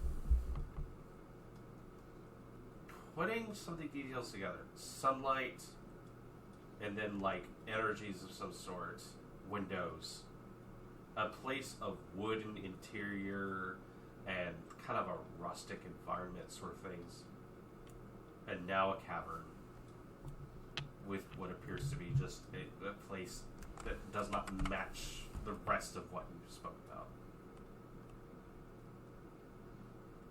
If these bones are immaculate, and what appears to be they have been dead in the last few minutes, but these folks say that it's actually been here for weeks, then what sort of timeline could there possibly be then? With the description of how this person met their end, there is one event that occurs to you. The calamity. Something that took place over a millennia ago. Perhaps some sort of magic happened during the calamity that both placed it here and preserved the bones?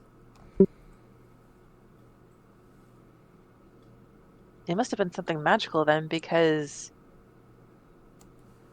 his bones look like he just died.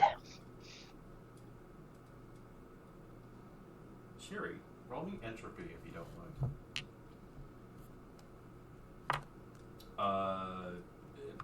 Gastry, you can also roll prescience if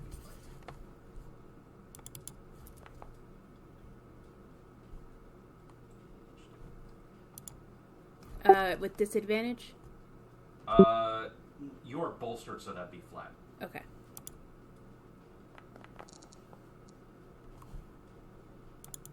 Both of you look towards the well. And with a moment of, like, kind of studying it past the platform, as you see guards are starting to, like, gesture, like, you folks can get on now. There, Castra, that wave of dread that you felt earlier, there is something amplified, heightened, twisted, strange, weird something that flows out of this well. This place is befuddlingly and strangely hyperactive in magic. With a little bit of leaning into it, one of those sorts of magics that you are feeling in this is that of the necromantic. The idea that you would get of this is that this place is so potentially powerful that the residual magics that are within this place were so powerful enough that it managed to maintain this body. And if that's the case, you may face similar sort of odd situations with it. Whatever you know about magic is maybe not going to be the same rules that you are going to face when you go in there. This place is powerfully, magically, both incorrect and terribly, terribly correct. We should be careful. Well,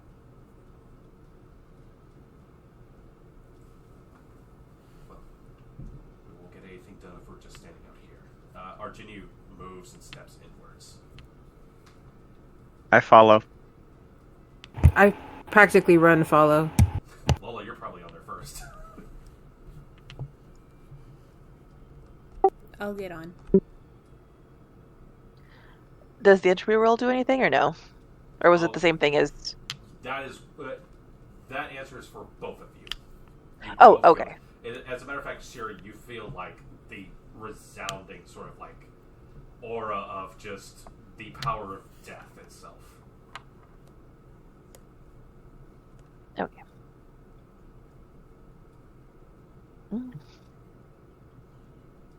Oh, time to go. Puddle? Yes. I know you're not a fan of Buddy. However, not all skeletons are bad. Keep that in mind. Yeah, no, that one back there was pretty good. It didn't kill me when I touched it. And Buddy, while evil, is like a good evil. Fair warning. You look past Sherry, right at her side. Buddy stares up at you and just draws his thumb across the neck.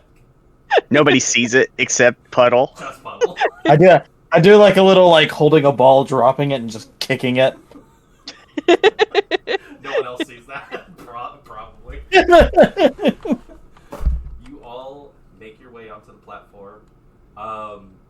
It doesn't look like anyone else is getting on here.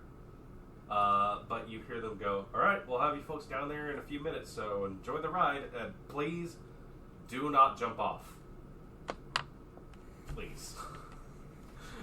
You just hear someone say that. And they hit this device, and you feel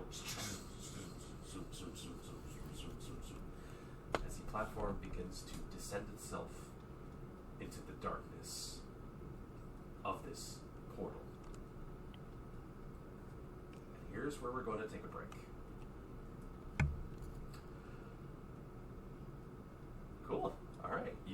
really wrapped up on a lot of those details. That was fun. The elevator descends. A chain strapped to the four corners of this platform as this sturdy metallic plate lowers its way down, down, and down. Those of you who want or need to are able to create light easily. There's no time pressure, there's nothing jumping out in the dark at you guys. As it begins to descend, it's potentially a good amount of time as the vision of the opening to the well disappears above. Your Jinnu takes a breath and lets it out. Well, now that we've gotten past the first barrier, now might be a fine time that we can discuss things openly. Arjun, I have a question for you. He turns and looks over towards you. The staff crew here seem to be well versed in knowing you. How many times have you taken an expedition down here? As I said before, this will be my first attempt. But they seem to have known you quite well. I'm actually going to roll something for him real quick. You are putting him a little bit on the spot. That's totally fair. Well, because how they he gave them those dirty looks when... I also want to ask him some questions, too, after he's done answering him. This is the Mass Effect elevator ride. He For looks at loading you screens. and takes a sigh and goes, I've had a run-in with that. Not exactly a run-in with that one. It appears that my name has gone around with their group. I have... Good or bad? It depends on what they see as bad. As I said before, there have been some individuals I have worked with in the past, and perhaps I am a little too into my secretive natures, and they may have taken notice of that. These Muse fellows seem very keen on learning what they can, and unfortunately, my line of study requires a bit more secrecy than I am willing to divulge to them, so I do apologize about that. Also, you made the deal that we were able to take whatever we may find, but it seems like everything we bring up is getting checked and they may take it? I was not aware of that. I do apologize. Regardless, I have been told that you may be able to get something past them, is what I've been able to figure out. He looks over towards End. End, as you've been holding that tablet, you see he reaches into another, pouch on his belt, a sizable one, and pulls out an almost identical looking tablet to what you have. It's good that we have two of these. He looks towards you and says, I'm assuming you know what this is. Are you talking about the map? Yes. As I said before, I have worked with some associates who have dabbled in a few things, and he turns and glides his finger along what looks to be a little rune that appears on it, and you see this glow, this shimmer, and a three-dimensional structure appears with a dot or a little wisp of something traveling down a long vertical sort of entry tunnel system.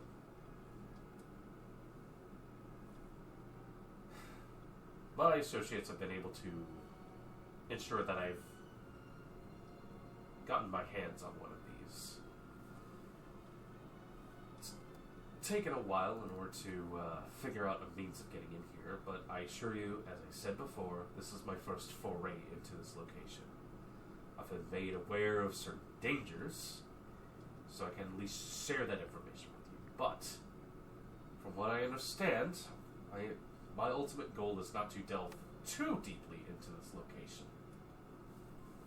However, I've been made aware of certain traps and hazards and those sorts of things and other hazards we might face down here. But at the very least, in case something were to happen with us, or with this, you have one as well. And you see he kind of gives you like a little bit you make a gesture on this side next to the handle, and a very similar structure to like a magic hologram sort of situation appears on yours as well. In case something... But, how much info does yours have? Is there a way we can overlap these two to see what has more or less? You take a look. There are places that you see that there's like a little route sort of system that took place on this one. Jumps between a few things and looks like it goes deep, like further and further and further down. Yours actually has like maybe just the tiniest bit more. But like this one doesn't seem to have gone too far or anything else along those lines.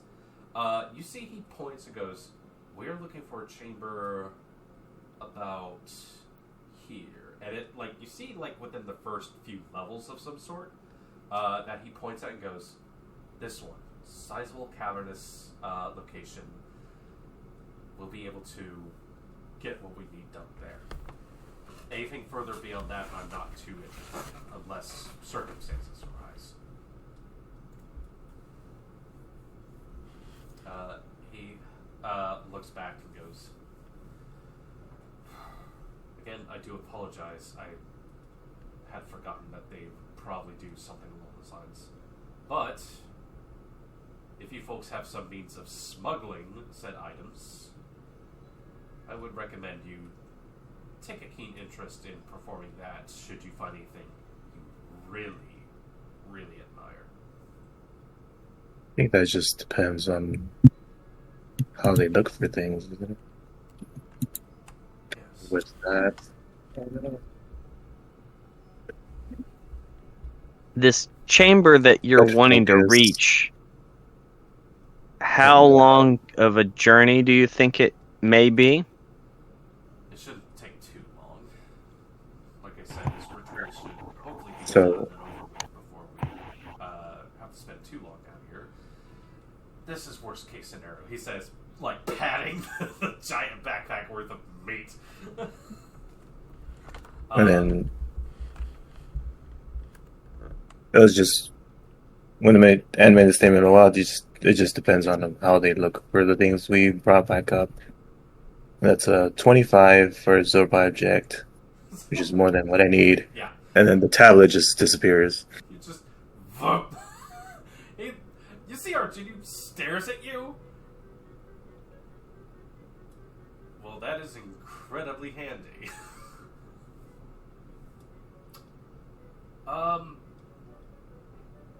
And roll me a...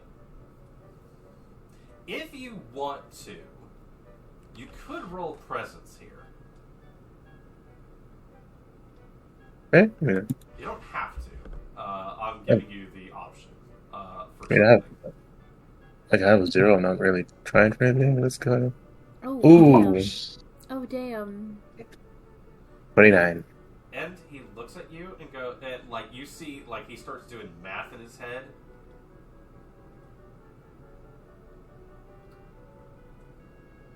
I did say it was important. Okay. He reaches into the pouch and produces the large sapphire. How safe are you to hold on to these things?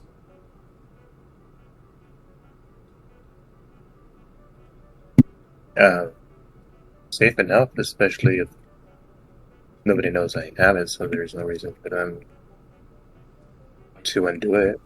I do not know Unless what is down here. From what I know, there are other treasure seekers down here as well. I am hoping for the best, but preparing for the worst. Miss End, may I entrust this to you until it is needed?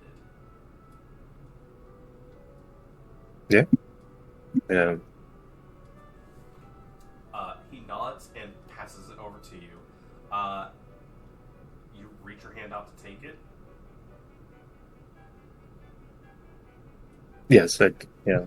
You see his other hand comes up and grabs you by the wrist. Leans in. And if you happen to run away with it, I will find you and I will destroy you. As a courtesy, you let your hand go and passes the sapphire to you. May I peek at that for a moment? The sapphire? As Yes. long as N doesn't immediately just, yeah, it's there. Can I do a perception on it? Sure. What information are you trying to glean off of it? Seeing it, like, because I understood he needed that for whatever he needs to do down here, but I'm curious to see what I can, if it's, like, what kind of properties it has? Give me a perception roll, sure. While that's happening, can I have just a little aside with Arginio after he just grabbed one of my companions?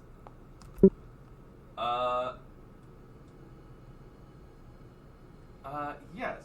Jesus, 31, Sherry.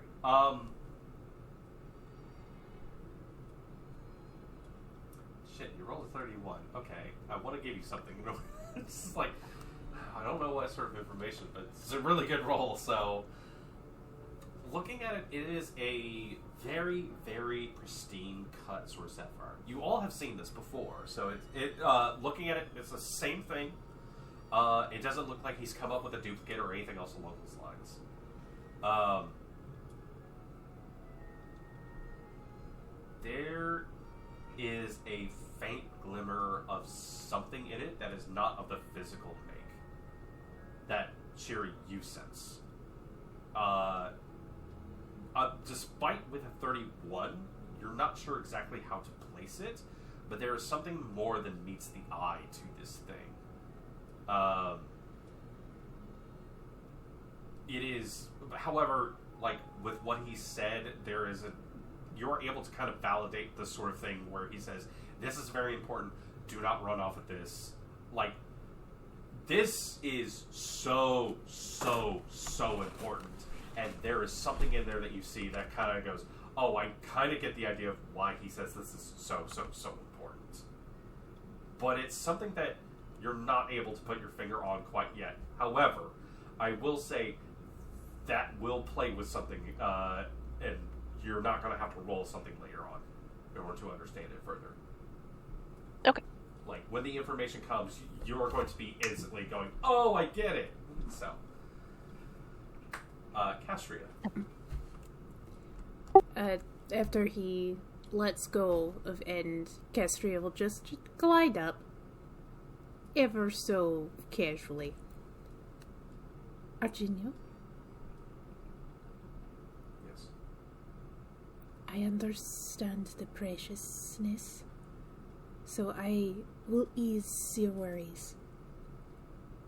I believe in not only the actions I've seen, but every action I have heard from others. You have handed your precious stone to probably the most reliable and kind person in this party. And you have seen my secret. They are honorable, and we do not threaten members of our party. Respectfully. Then I will say respectfully, I am not a member of your party. Yes, I have hired you to help me with this. I have trusted you with a great deal of information. But again, when we have only just met. Well, To and reaffirm my stance. I appreciate you all assisting me with this. well, and I guess we'll just have to prove that you are as honorable as everyone else here believes you to be. And I apologize. I guess I should ensure to you that this is less a threat, more of a warning.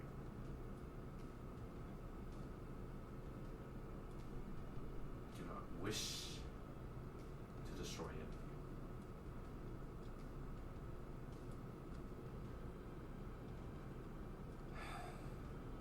Yeah, you see he takes like a deep, like sort of like a relaxing of the shoulders sigh. And I have just entrusted it to you. I apologize for my actions. Please, please. And he looks at you, direct eye contact. Please do not lose it.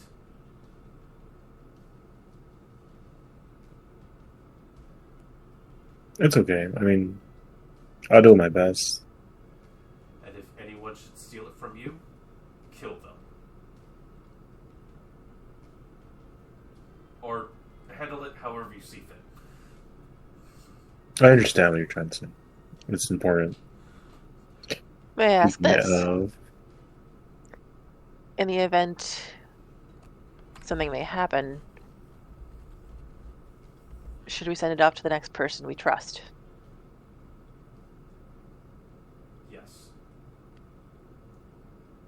Though I would be remiss to see anything untowards happen to any of you. This is precious cargo. Understood. I'll hand the sapphire to End, since after You get a good look at it. It's just there's something about it. It is with contemplating the orb. With the magics in this place, there is like the faintest sound of something. But that's for later. And you take the sapphire. You didn't need to roll on it, by the way, although I do appreciate you. You twist your hands, and it is gone. Erie, you have your hand up. While they had the sapphire out, can I roll a logic to see if it's anything that stands out, like what kind of vibe or whatever this crystal? I don't know if maybe I've heard anything. This is a really hard ask coming from your background. I get it. I'm sitting here going like, is there any possibility? Give me a logic roll? Question mark. I mean, maybe it's similar to something from their folklore, or Like, it could be a very high DC, but even then, it's like I don't think I can give you the full story. But at the very least, just, let's see. Rolls a 50. Well, that's No, 17. From what you understand, you have heard that certain magic users sometimes use gemstones in the means of doing great works. Sometimes they're to channel, sometimes they're consumed in a process or something else along those lines. Something of this size is kind of a big deal. Like, it's one of those, it's like, you've heard people use, like, smaller, or they crush it, or something else along those lines. Like, again, a softball size, like, sizable sort of sapphire. Yeah.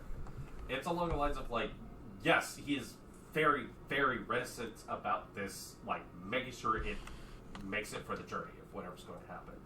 And just the fact that he is entrusting to End, there's loads of stuff he's probably holding back about this. But Okay. anything deeper than that, personally, no. Unfortunately, there's no big backstory revelations that can spring forth. Yeah. As you guys make your way down, down, eventually you see lights appear towards the bottom. And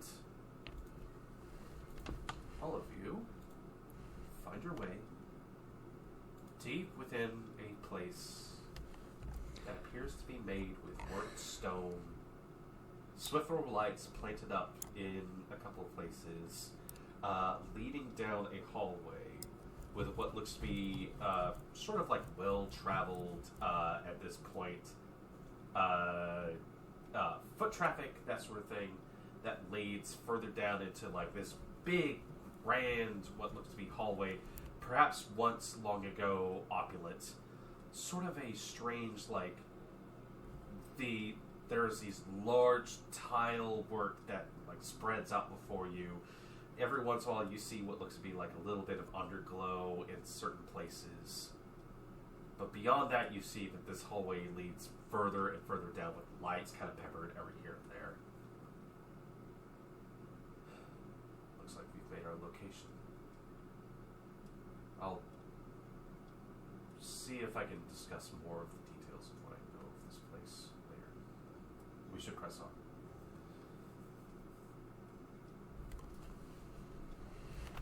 on.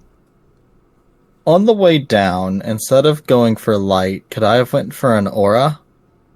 Yeah, what's the aura? I want it to be an aura of, where is it? Resistance. Resistance, okay. For, like, bludgeoning damage. Like, if it's little, like, it's a aura of frost around me that kind of gives anyone near me, like, slight frost armor, so that if something was to, like, directly collide, it would shatter before hitting them to lessen the blow. Just a moment, is that? This is one of those times where I have to look and go, is that possible? Yeah, because I have a weird thing that I want to try too. I'll kind of describe some of the mechanics. You could put resistance on yourself if you wanted to. Unfortunately, Okay. I'm not able to do an aura of resistance just yet. Power level mechanics shenanigans, guys. I'll explain more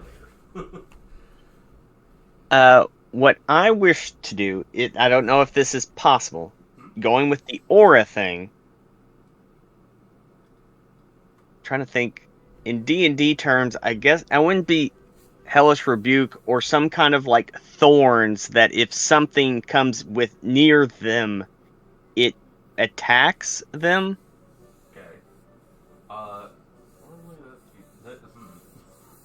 Is that because just kind of reading the generic description of aura, hurts foes and helps their allies. So I don't know, would it be like a shield type thing that would damage if something came within the 5 feet of them? Got it. So this would be like an aura of persistent damage, so to speak?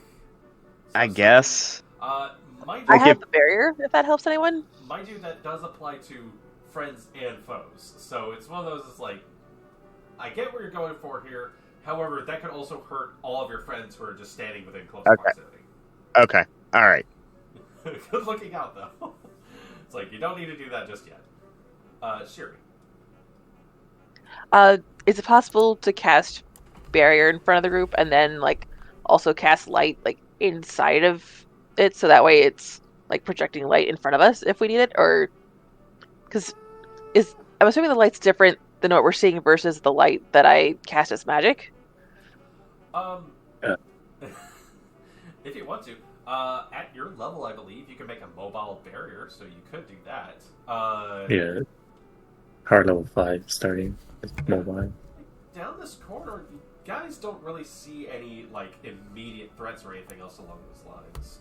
You see every here and there's like some signage, equipment that's been left behind. You see obvious signs of like Muse making their way down.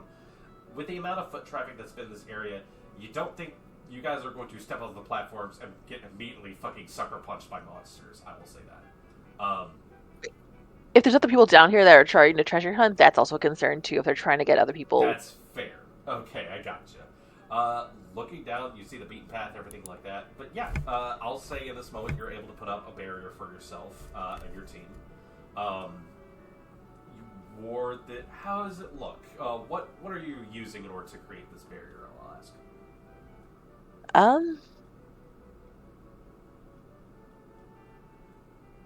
It's gonna be like kind of a. You know what? I'm gonna for shits and giggles. She's gonna make it her rose on her as her tattoo, but then like it'll like bloom out and go like. The shimmering blossom appears, and I'm assuming it's like a front-facing sort of barrier as you guys move along. Yeah. Got it. Cool. Okay. Yeah, you create this sort of field that you all can all step behind and walk at a steady pace. Since I'm gonna not do what I wanted to do, I will take a second, kind of take a deep breath, and cast haste on myself as reserve. Okay. Sure. So. I believe Lola's also in the back playing her lute at this moment. Or lyre. Which one was it? It's a lute or a lyre? I think it's a lute. It's a lute. Can I put a bolster on Lola and on... I'll put the other one on Ent since they have the precious cargo. What attributes are you choosing for them? What's your strongest one, Lola? Is it presence, or would you rather agility in case you need to fight? I have 3 on both of those, so... Do you want agility? something... Agility? Okay, so I'll do agility on you. I just don't think the social's gonna do me much good down here. No worries. Agility, and then what would you like boosted? And Alteration. alteration, boost on alteration. Got it. Siri, you have your hand up. Sorry, one more thing. Are the chains that we're seeing in this hallway the same that are around the well that we saw upstairs? Okay.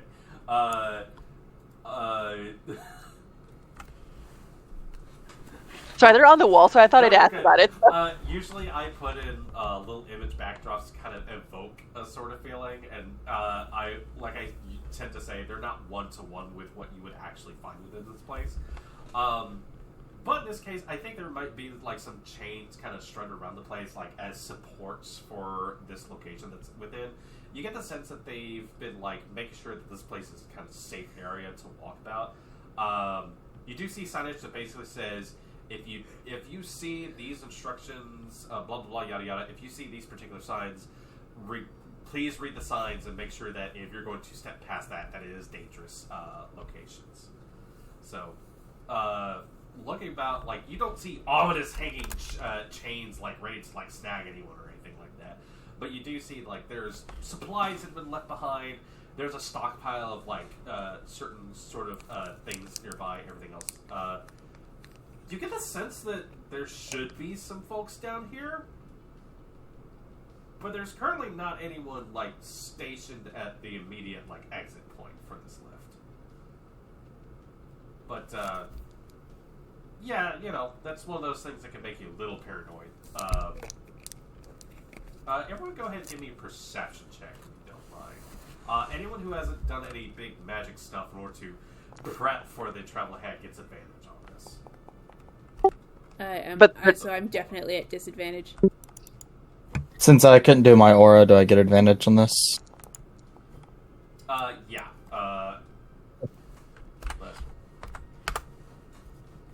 But they're different designs, or With advantage. the chains? 15. The make of the chains looks very similar to what was on the lift system back there. And you see Okay, some but other, not the well. Yeah, you see some other kind of complicated machinery down here as well.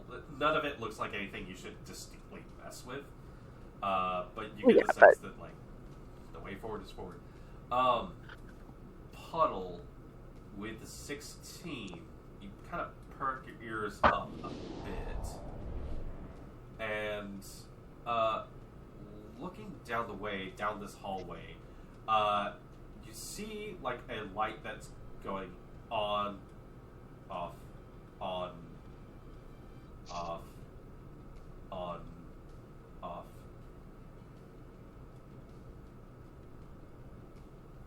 is something that's going on ahead. I'll let everyone know that there's a flashing light ahead. Not sure what, but I'll keep my eyes out as we move forward. We should move forward then. Arjinu goes and steps up towards Shiri, nods, and gestures to move the barrier forward so you guys can progress. As we move forward, I do want to keep I have observant. I want to keep that active and just keep my eyes peeled for anything that looks like an immediate threat as we're walking. Got it. Okay. You folks begin to make your way forward. Does anybody break from the pack to go ahead or anything else along those lines?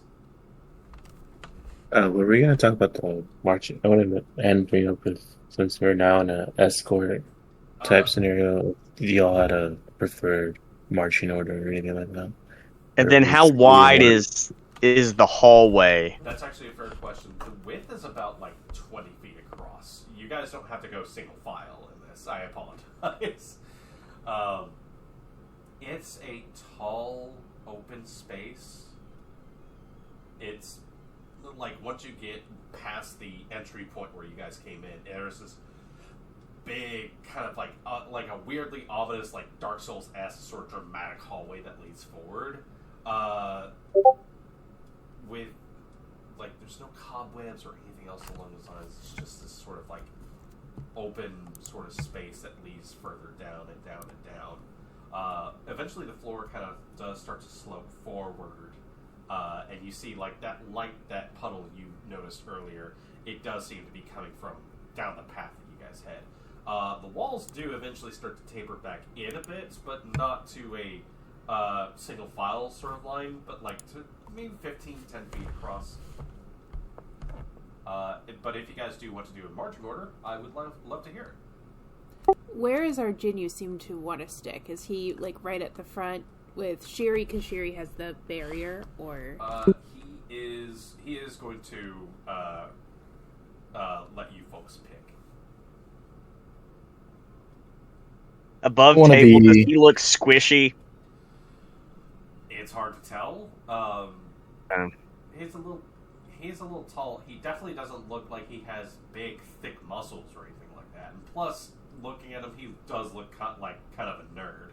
So, as much as a strange-looking sorceress dude could look. So I say put him in the middle. Puddle wants to be towards the front, but not at the very front, so that I can keep my eye on where we're walking to make sure Shiri doesn't walk into an explosive trap. But I also don't want to be all the way at the front, so that I can still turn around occasionally and watch behind to make sure there's not a creepy crawly following behind whoever's in the back, ready to snatch them and run away before we notice. Looking about, you don't see, you keep your head on the swivel. Nothing seems to be creeping out of the darkness to come get at you guys. It looks like they even lit up high up to the ceiling, which is just more smooth stonework. The ceiling almost seems to replicate the floor in some ways as well.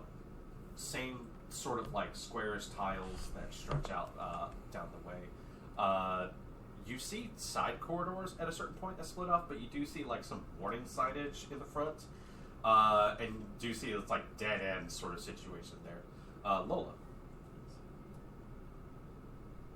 And asked about the order earlier, but he didn't get a full answer to his question. Oh, I'm so sorry. Oh, that's okay. If you guys do want to decide on an order, maybe then Puddle said she wants to go up ahead. Yeah, Yep, I so thought I'd that's what we were discussing, is what the order should be. got it. Yep. Towards the front. So I'm second, because I'm guessing Shiri has to be in front to push the barrier forward. She doesn't have to be.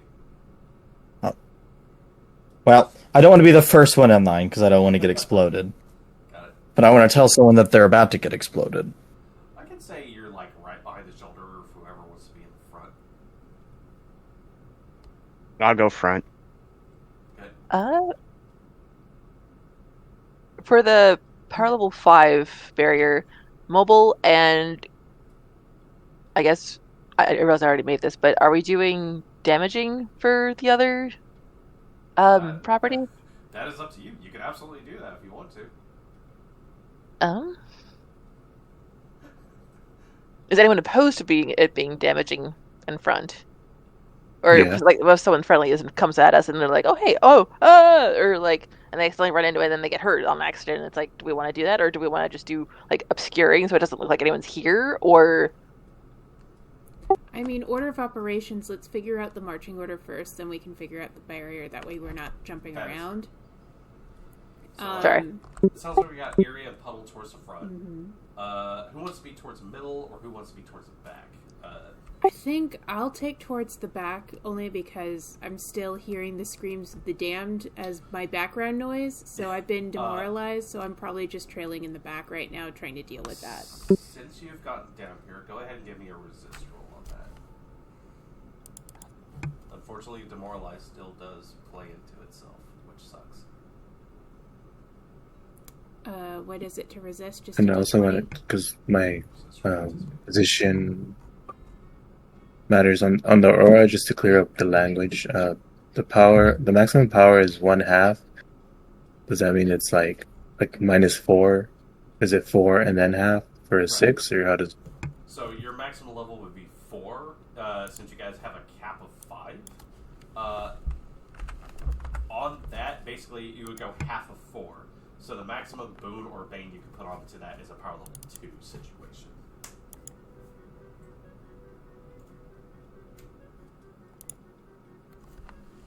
Castro, yeah, that was a disadvantage.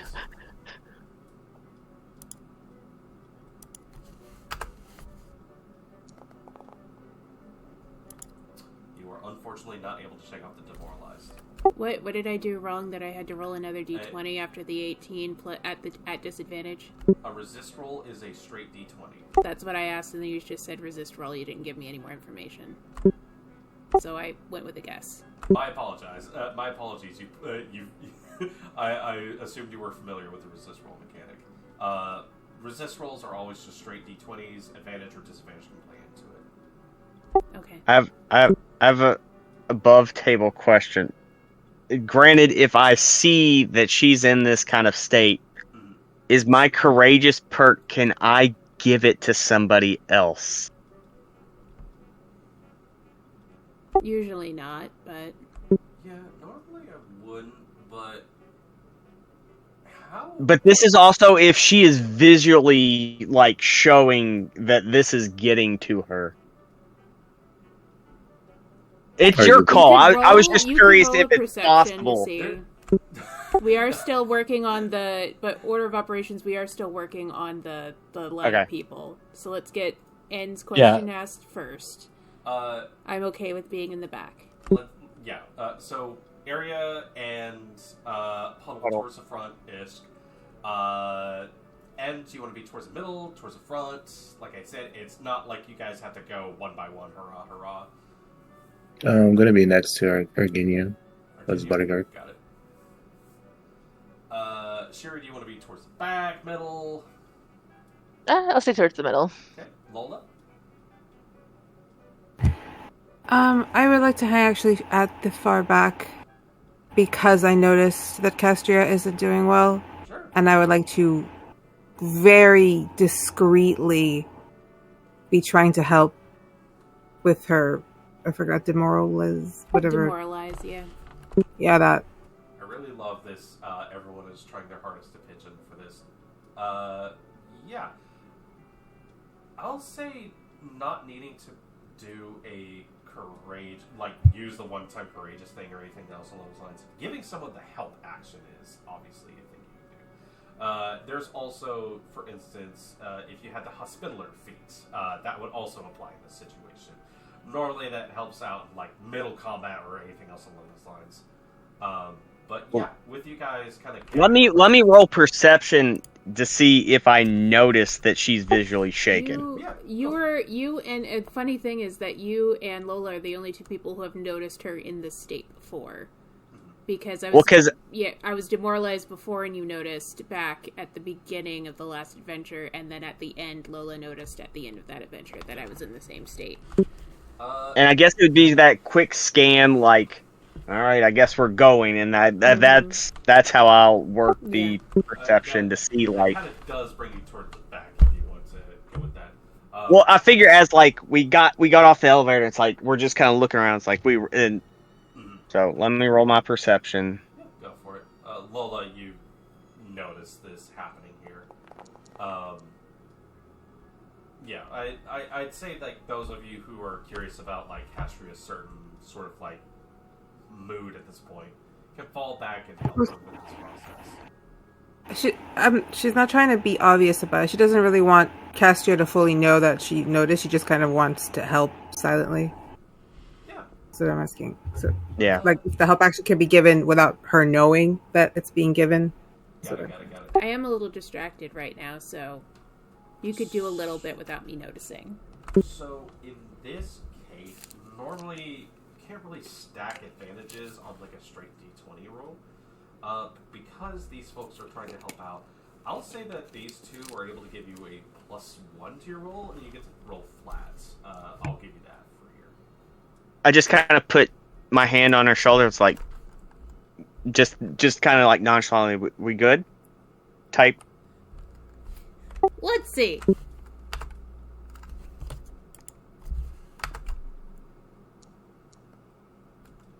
No, those are some nice shoes. We are not good, fam. We are not good, fam. That's a 5. Were there any other questions we had before we moved forward? It's fine. It's fine. Okay. I'm not like incapacitated. I'm just a little off. Little Oops. sort of situation. She's hanging in there. It's just this place is a lot. Is what she's feeling. She'll turn to Iria and just be like, "This place is just loud.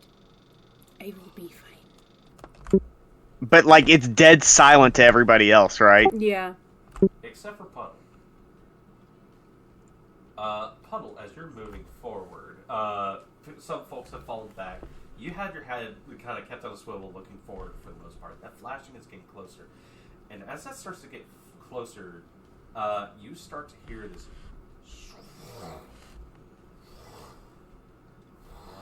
sort of like noise accompany this. And that is, like, to you, like sound language sort of stuff. These are bursts of fire that is taking place ahead of you. Flame ahead. This light ahead of you again. Like, you start to pick that up, you say flame ahead, everyone else is able to hear that message. R2D kind of cocks his head. Puddle in particular, Novos, you feel Novos kind of like the sensation of him cocking his head a bit. There's something wrong with that. Not like, oh no, danger afoot. But something's not quite right with it. Out loud and I guess whatever in speaking fire to Novus. That not you? No, something's looks and sounds like it, but don't something's wrong about the taste.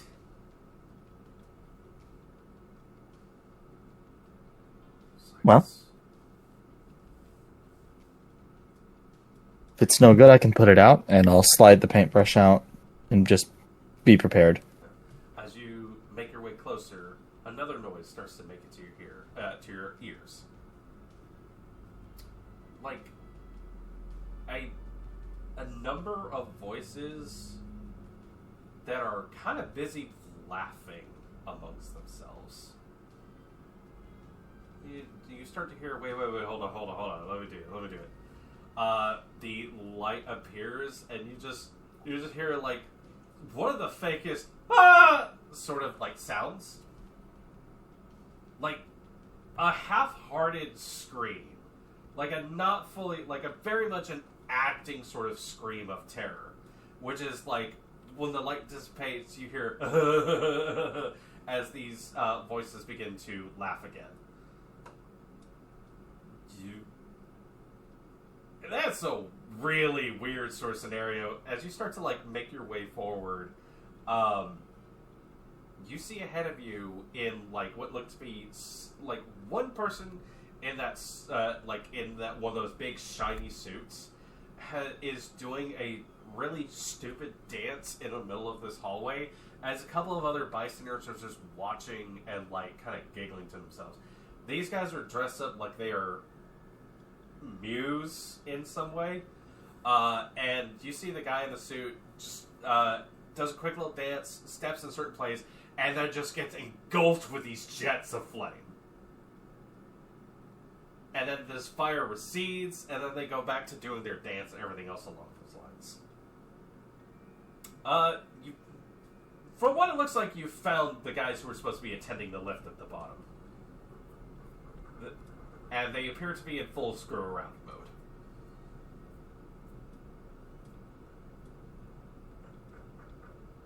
I make note of that spot that they're stepping on for the trigger. Yeah. As you look down very faintly, you see like those big tiles are like in small little places. There is a faint little marking. And then you look and you just see more and more little faint markings in that area. And you see as this kind of this person in the suit turns and like steps onto another one, more flames appear and coat over them, like giant, massive pillars of fire. And then it recedes, and they're just still dancing around like an idiot. At a certain point, though, like one of the guys at the back kind of stops, turns, looks at a lot of you guys, and goes, "Oh shit!" and like elbows the other dude, an orc of some sort. They all just look at you, and go, "Oh hey, hi, how's it going? Y'all here to check out the maze?"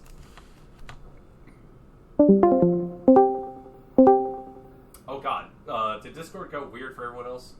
Yeah. Yes. It I froze thought it for was me. me. I thought it was me. It froze for me, so I left. I was like, my fucking internet again. So just to recap, the two guys who are not in the suit kind of turn, look, see you guys, and go, "Oh shit!" and like go. They scramble real quick and then go to looking like they are very official and go, "Hey, so you folks are here new to the maze, huh?" Very much with the energy of like a bunch of teenagers screwing around when they should be doing something at work. Guess it's our first time here. Right. Sorry, we're just doing some experiments with this thing, and you hear very muffled like, guys, it still looks cool, right? And you see the person in the suit just throws their hands up and just more flames coat over them. It goes for like a few seconds, dies back down. The person in the suit like kind of is stopped dancing and has been staring up at you folks. Oh hi. We're just trying to make sure this is a fully safe track. Lola, you have your hand up. I don't know why I'm muffling myself. Sorry. She'd kind of poke her head out and be like, "Can I try that on?" What is it? I really should be loading it Yeah. up, but roll persuasion for me. Well, with my persuasion, this time I am correctly using my attractive feat, and I will tell him, it's like, you lend me the suit, and we won't tell anyone you were messing around. But that's... Yeah, roll with persuasion. Roll persuasion with advantage. That's pretty funny. As the rest of the guys are just kind of like looking at each other like, what the fuck are we gonna do about that? I 26. think Lola has a suit. Yeah. Give me a second. Hold on. And you see this person like kind of moves over towards the side, big billowing fucking set of armor. As they go behind a barrier and start like kicking things off. They're like, the other two look at you guys and go, "Okay, so you folks know what you're going into, I'm assuming, and you know to like key in all the warnings and directions you see on the signs and such, right? Yeah, sorry. For these warnings, are all the currently found traps like marked somehow, or is there a sign? Yeah. It's like what we're doing here. This is a really dumb sort of trap we found. Turns out it's an illusion. So there's no. Well, we're making sure it's all illusion. So we're testing out all the little. And he points at the markings on the floor. We're just making sure that all of them are illusion and not actual fire. Those things are supposed to be like magic resistant suits. So now obviously we can't like fully load it out, but I guess if you do want to put it on for like a few minutes, then yeah, we could do that. You hear behind the little divider, just the guy go, hold on, I'm almost out. And you see, Lola just really wants to go dance in the fire. Yeah. This kind of like scrawny looking wood elven sort of fellow comes around and goes, all right, I got it. Stops, goes back. You hear like more rustling. He comes back out and goes, okay, hey, you want to try it? Lola takes it, and she kind of just puts it on over her clothes. So, and she hands her loot probably to Castria since she would be right in front of her. He's like, okay, where do I go to be in the fire? Down there, and he points at the section of floor that he was on. It's not. It's kind of marcated out a little bit. You see, like there's like a line of chalk around this particular section of floor, and he just gestures down there. Yeah, feel free, go nuts, Disco Inferno. So yeah, she goes towards where it is. Who activates it though? Like, is it activated when I step on it, or is it activated by someone else? Step on it. Like, you go and take a step on one of those little markings, and like, the wall sections near you, like, these huge, like, nozzles appear and just shoot jets of flame at you.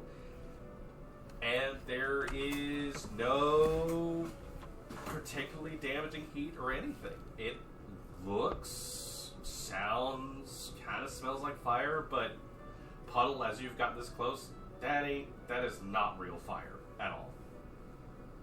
Puddle looks extremely disappointed and almost kind of offended. Yeah. Lola, there's Lola a brief go moment dancing where in the everything fire. is consumed by flames, and then it just disappears, and you're sitting there like, oh, okay. Yeah, she just pretty much would step on it a few more times just to get the fire and just dance for a little bit and be like, that was fun. I always wanted to do that when they throw the pyrotechnics at the clubs. Takes off the suit. Ooh. Anyone else? You see the two guys who haven't given you a suit, like, actually hear that idea, and they just turn and look at each other, and you see them start, like, workshopping ideas, like, we could totally open a club that could do something like this. The Wood Elven figure goes, yeah, so this place has plenty of traps from what we believe is like pre-calamity sort of era, so some of it might not work correctly, some of it may work a little too correctly, some of it is just in here to mess with your mind as far as we can tell, but just use your best judgment, all that sort of stuff, and be careful. We've marked out the ones we found, but once the signage stops, you guys are on your own. Lola, you have a good amount of time to yourself. You're satisfied. You have yourself a little dance party. You're able to hand it off to whoever else wants to take a shot at it. So, is there any space in particular you guys are trying to find, or are you guys just looking for treasure or what have you? I'm curious, how many other parties are down here that you know of? The D4 is too small. Just a second. Okay. You know what? You ask and you shall receive. There's about 6 other parties down here at the moment, I would say. No. 5, maybe. So, 1 just left. So, I guess that means you're number 6. So, hey, welcome down to the underbase.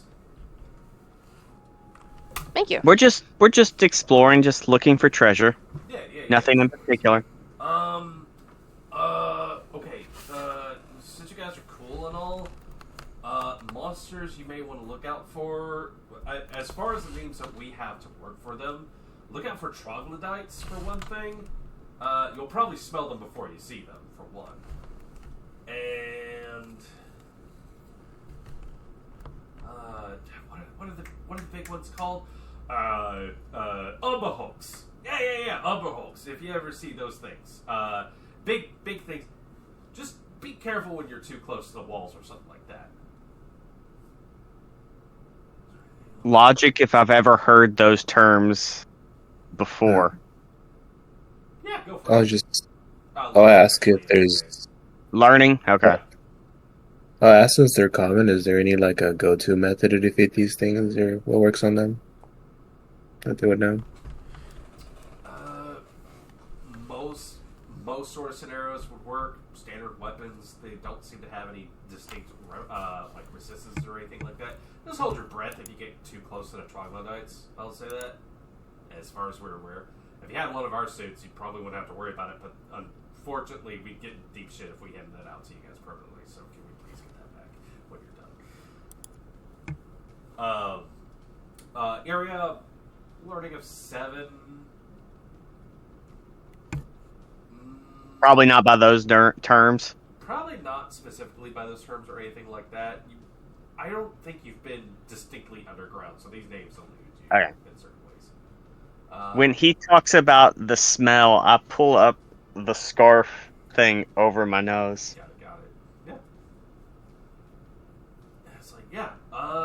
So if there's anything else you guys are looking for, we can kind of give some directions. You see Argenio kind of looks at them, thinks about it, and doesn't say anything about it. How far in would you say the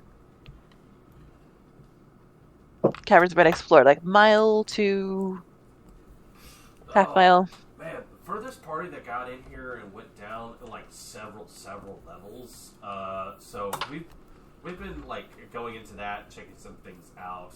Thankfully, they cleared out some stuff. But again, like we get the sense that like sometimes this place shifts around. It points up at the walls where like the jets of fire were coming out. This massive corridor, we heard that it used to be like a narrow crawl space sort of thing. Something came through and pushed it apart. So these walls and floors and stuff, some of it can move around. So be careful with that. Thank you. Yeah. Thank you very much. Not a problem. Right. Well, we're not going to keep you guys from seeking your glory and treasure, so, unless you guys have any other questions, we'll get out of your hair. Once we get that suit back. Just points towards it. If nobody wanted it, it would have gotten handed back. Yeah. At a certain point, you see, the guy with the suit goes to, like, help you out of the situation, steps on one of the rooms, flames. He just sits there, braces for a brief second. Fire goes away. Okay, that was a little scary, I'm gonna be honest with you. Whew, I'm good. I will say, if you were watching Castria, it looked like she wanted to try it on, but she can't. So she just let it keep going. You said some traps are illusions and some that aren't. Is there a way to distinguish besides the signs? How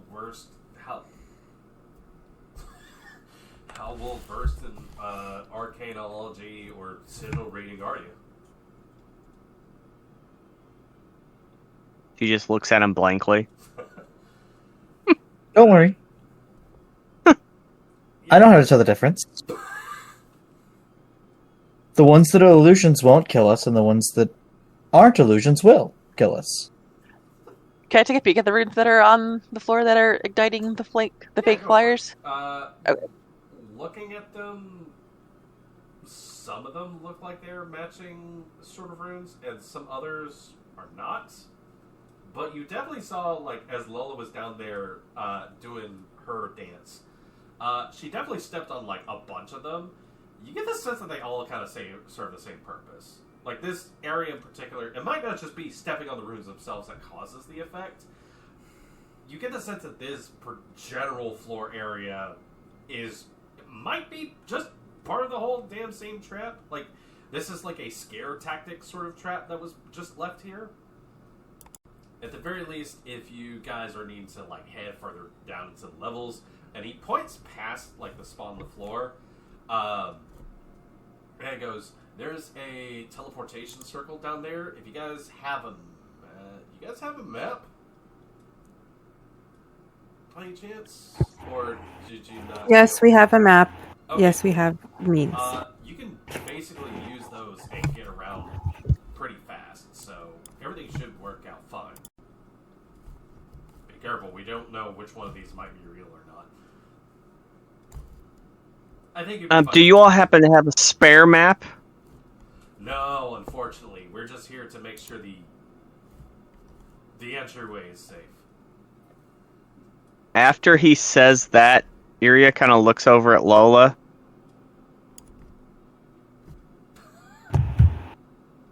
I don't speak head nod.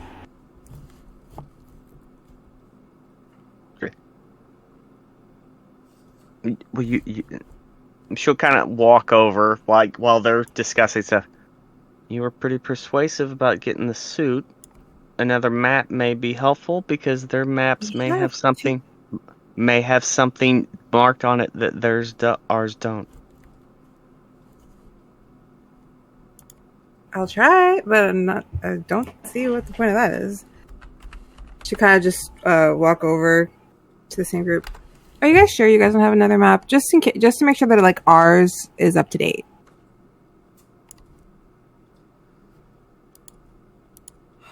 Lola, go ahead and roll persuasion. You may use your attractive perk on this. Are you bolstered, Elsa? She is That's true, I am bolstered. So that's another advantage. So it's 2? I'll say this. I'm going to call it right now. The DC is 25.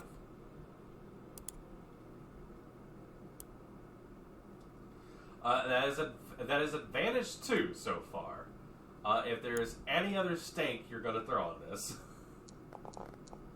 Just don't look at your shoes. Okay. Didn't matter, it was 26. It was 16. With a 16, they look at it and they go, sorry, we actually don't have any more maps down here. They figured since we're only supposed to be stationed right here, we don't need maps to go in, and they're in such short supply anyways, so they're trying to find more in there. If you guys do happen to find, there's supposed to be like these tablet things with like handles on them and stuff like that. If you happen to get your hands on one of those, if anybody else has one of those down in there, you could just tap and share and all sorts of other stuff, but Well, that's too bad. Thank you. yeah, not a problem. And I'm assuming yours is inside somewhere, and Arginio is hiding his. Ever since he saw these chuckle fucks down here. But they look towards you and go, alright, well,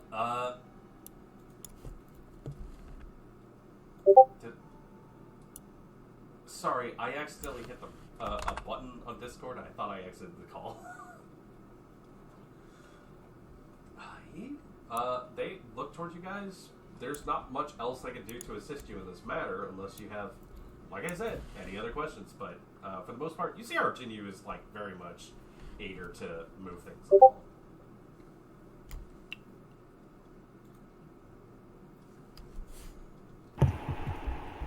I guess we keep going. Yep.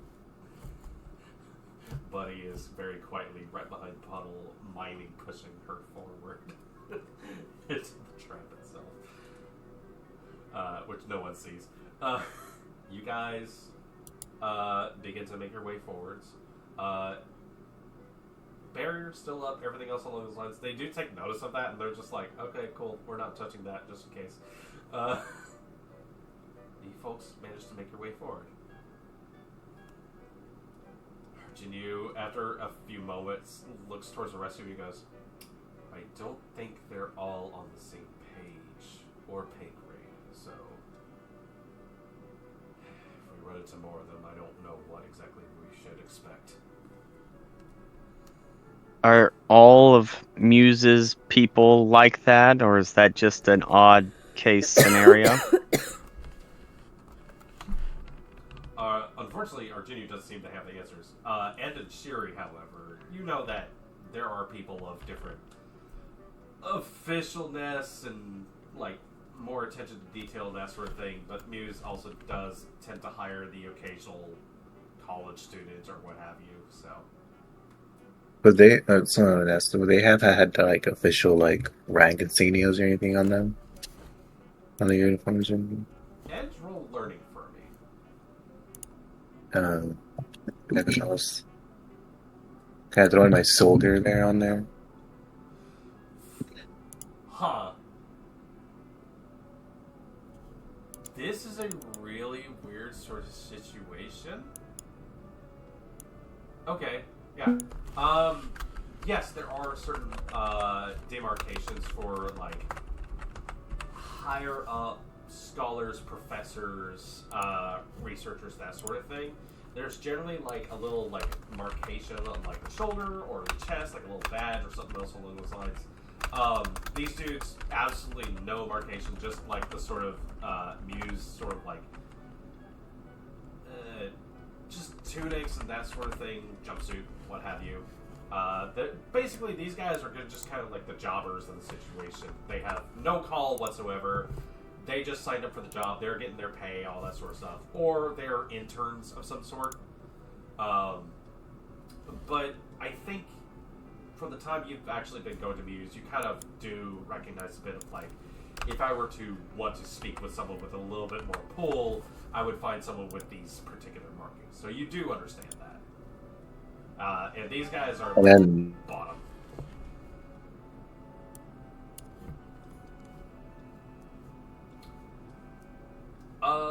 The registry woman has like the barest of markings on her. Like she is just a little bit, like she's kind of like, you would have put down that she was maybe like one of the researchers up there that actually had a little bit of pull. But at that moment, there wasn't like a superior, or if there was one, they weren't at that location at that time. I'll give you that in retrospect.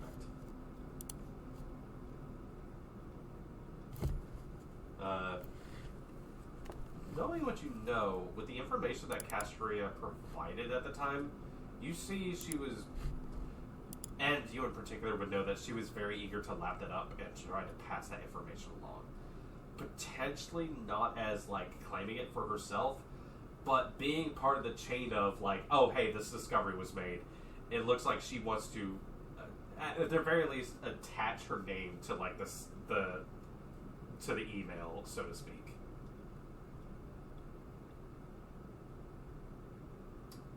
Lola, you're looking incredibly antsy. Is there something you got? Sorry, totally nothing to do with any of this. I just got a notification about something, and that made me really happy. But I'll talk about it later. Okay, good. No worries. Sorry. You guys gather yourselves together. Make your way forward. You hear the guys behind you go, okay, maybe one of us should actually go watch the elevator to make sure it's okay. And it's like, yeah, but like, we need to. You guys make your way forward. Virginia just kind of like rubs at his forehead. Okay. Well, everything should be fine from here on out. You see the hallway moves forward. At a certain point, it bends towards the left, to the right, around a little curve. Big, squarish, blocky sort of like intersections and turns and stuff. So these are sharp turns. You guys are like making it 90-degree angles. Everyone, please give me a perception roll if you don't mind. Puddle, you get advantage on this.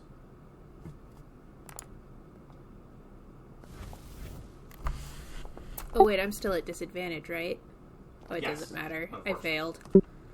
Fucking shit.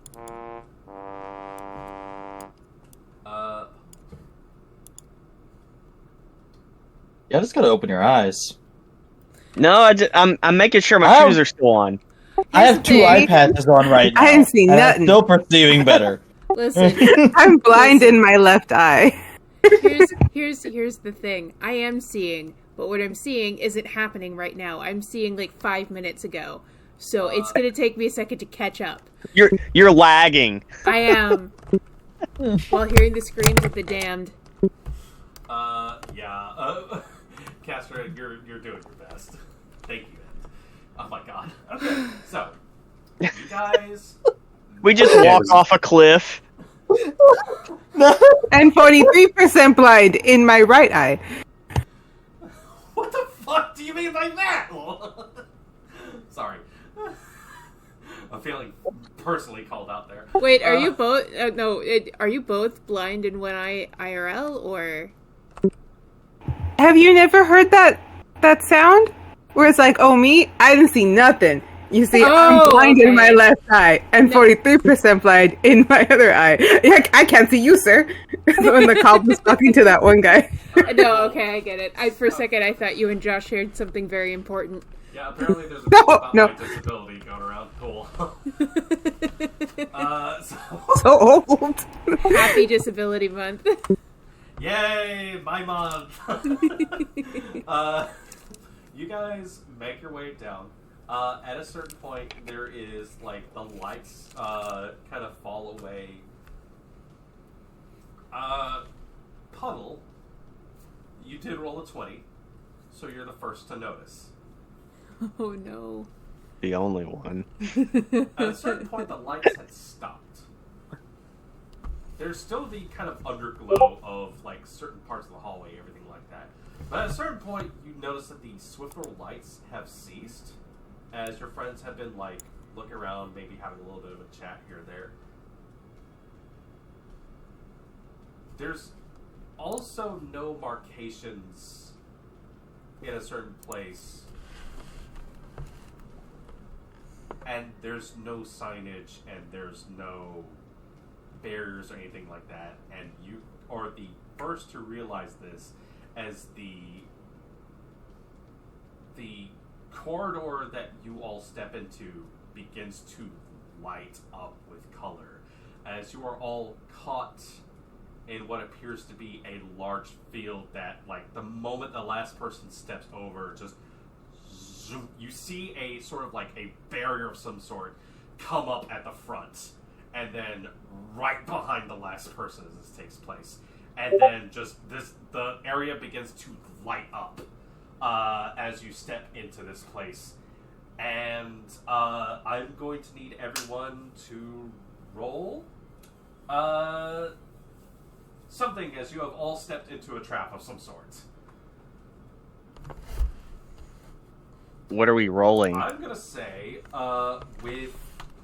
with this taking place, default is agility, unless you wanted to try to do something else during this moment. What? I mean, I'm at disadvantage no matter what, so I'll try prescience to see if maybe there's a better place to step than where I am, or if there's something I can see.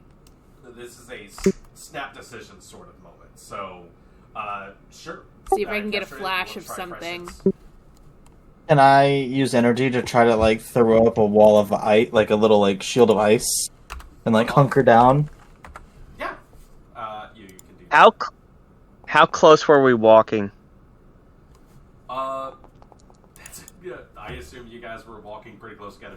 Again, like, these things are appearing on both in front and behind, like, your entire party as this taking place. And something seems to be shimmering in the middle. Can I reach back? I don't know. This would fall on her, and cast teleport on Castria. Oh shit! So it depends on where am she I would. going? Oh, depending on where I see. Yeah. So I'm foregoing the agility check and doing the agility movement to perform this. Okay, got it. What else? This is a team roll sort of situation, so you guys are picking stuff.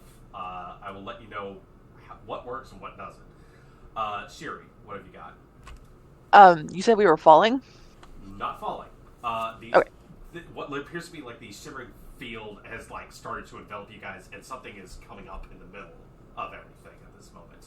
Like, it looks like it's going to bisect in the middle of this sort of like these barriers that have come up. Do we have a chance to get out of the way?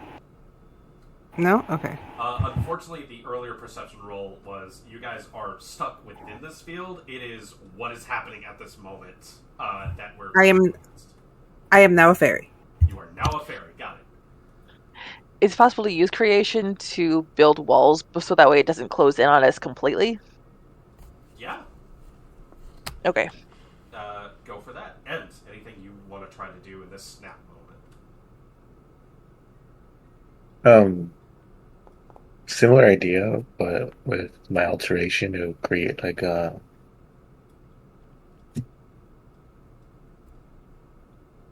I was going to say like construct, but like same thing that Sherry was saying, where it's like to build something that's kind of stop it.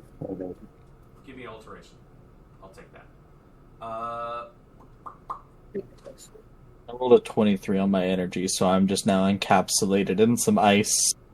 Cool.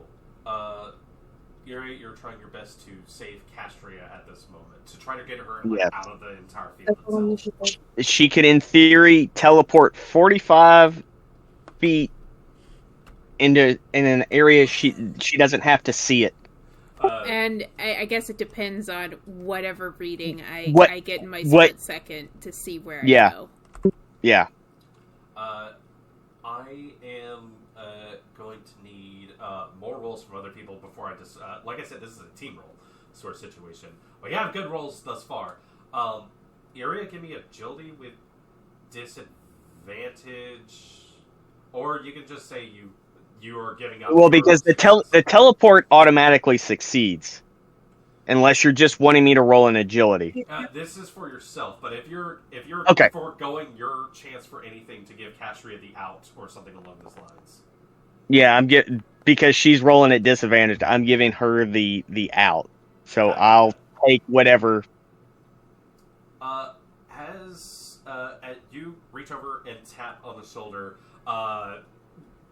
there's a moment where all of you start to do various things. Buddy rushes forward and starts pushing against the barrier. Argenio looks around and takes a moment to breathe in. This field envelops Castria. Time slows for you. And you feel the sensation of you have enough time to try to get out of this, and you against the field in front. You are not able to teleport out of this. And I couldn't get any reading. But you look and you see your friends go to these things. You have a snap moment. You're going to be okay. There will be some setback, but you'll be okay. It's not today. And it's not today. You take a moment, focus. You look towards Arginyu, and you see that he has gone for something else on his pouch. He is a little slow at it, but you get the sense that he is trying to toss something off his belt. With detail, I'm being a little wacky with this sort of thing. Because it sounds like we got hit with the anti-magic fields. With the slowdown effect that the rest of the world is going through, you see Arginyu is going for something else on like his belt and is trying to throw something. Arginyu is going to be too late at this, but with your presence, with the slowdown, with your friends putting in the effects to halt much of this magic, you need to take whatever Arginyu has on his person and toss that down. I'll follow my instinct. I'll do that. Got it. You reach in, you see a number of different items and like chalks and salts or something else along those lines. Paints of some sort. Not as glorious as what Puddle has on her belt, but still a number of ingredients on him. And you quickly, seeing what he could have done, but didn't have enough time, like split-second time in order to pull off, you and your team have managed to like fortify yourselves in this moment. And as you manage to like just dash these ingredients against this barrier, the powers of this trap that you guys have stumbled into shatters, and you feel the stone itself kind of a little bit. As the teleport wears off, time resumes. Everyone else sees that this magic just kind of and it just dies around you.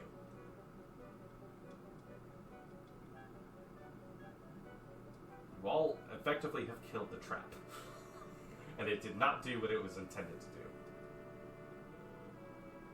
You all take a moment, breathe. Virginia looks and goes, that was very close. I don't know what that could have done. It looks down at what you just went for, Castria. Looks up towards you. Okay. Quick thinking. Good thinking. We should keep going.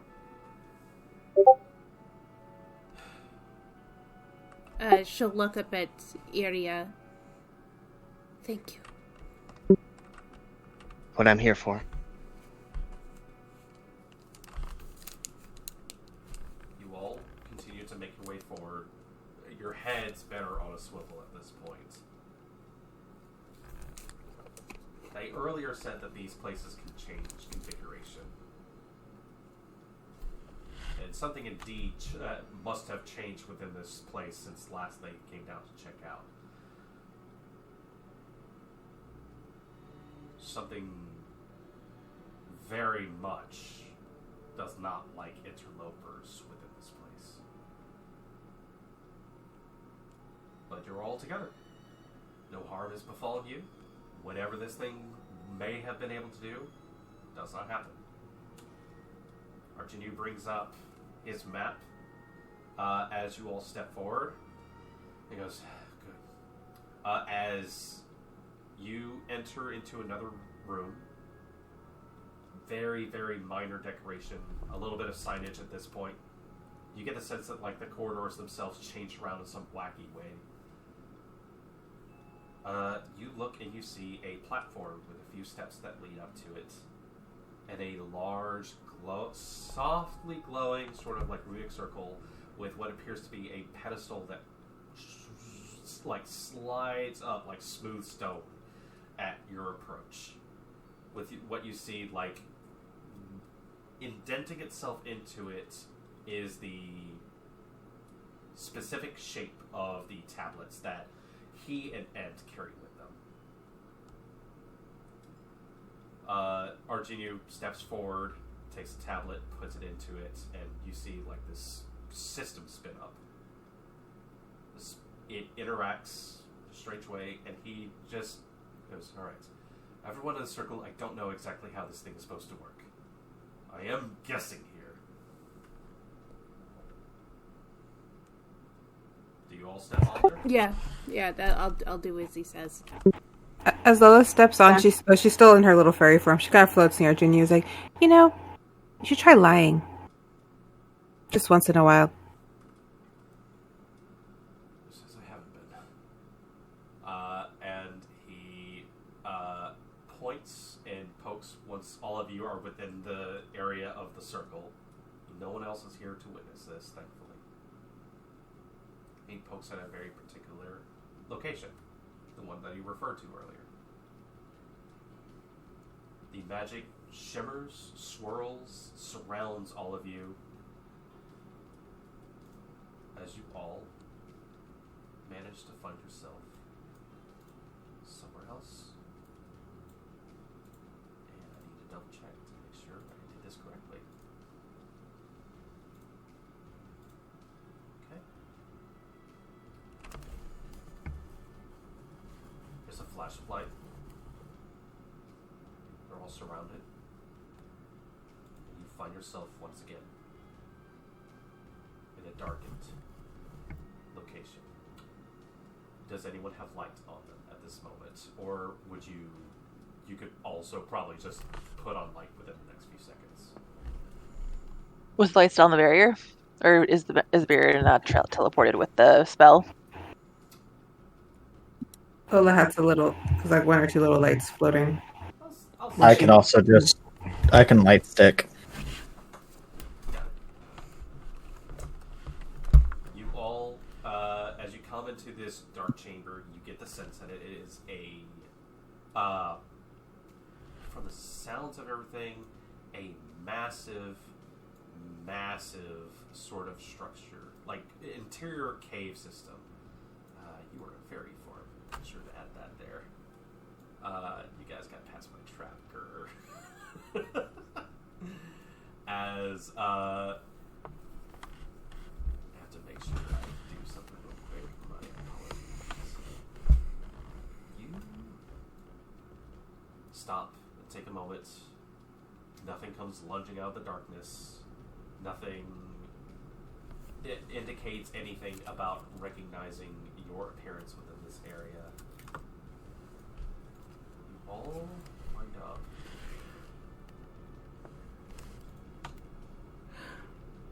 in a chamber. You should all see where you are. We see where I see nothing else. All I see is me. And as I said, I did ask earlier, who has light on them? So give me a second as I put on a little bit of light. I don't want to give too much away just yet. But Puddle and Oh my god, my camera.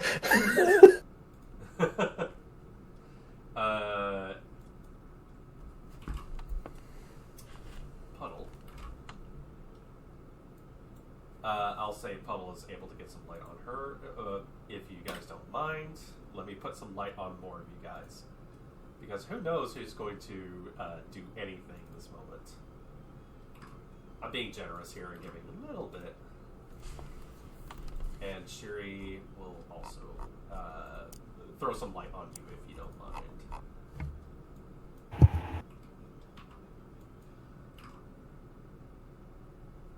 Oop, nope, that should be the other way around. It doesn't matter.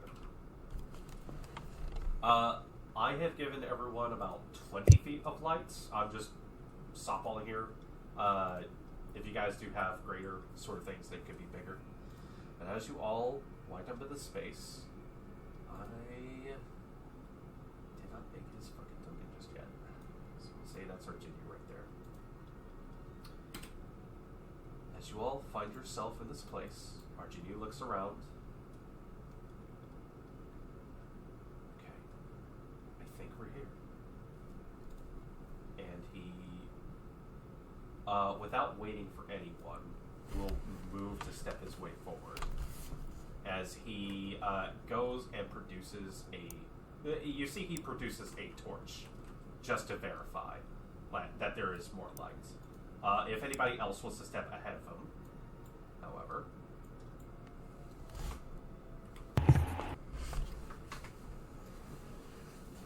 Kind of flies over his shoulder. So what exactly are we looking for? Should be here. This place is large. I don't know if we'll find it right away, or if it is further in. Is it something you can call out to? Perhaps they can hear. Or a type of physical description so we can know what we're looking for? Also is a maybe. You'll know it. As Cryptic. he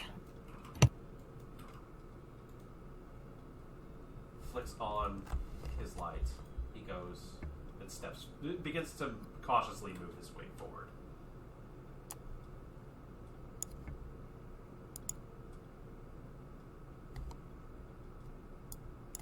There should be any traps in here. Shouldn't is the key word there. Well, okay, maybe there's one trap in here, but if you see something, say something. And he begins to make his way carefully forward. I'm gonna put blindside on area. Sure. Oh shit. I'm gonna kind of come over with Lola. Where's Jim's blind bones. sight? What does blind sight do? Blind sight allows you to see within darkness, I believe. Yep. I mean, So I can look at my shoes really well now. You can extra see your shoes good. I can see my. I got light up shoes now. And to be honest, I'm riding off of someone's senses here. As those of you who step forward, light begins to glimmer once again.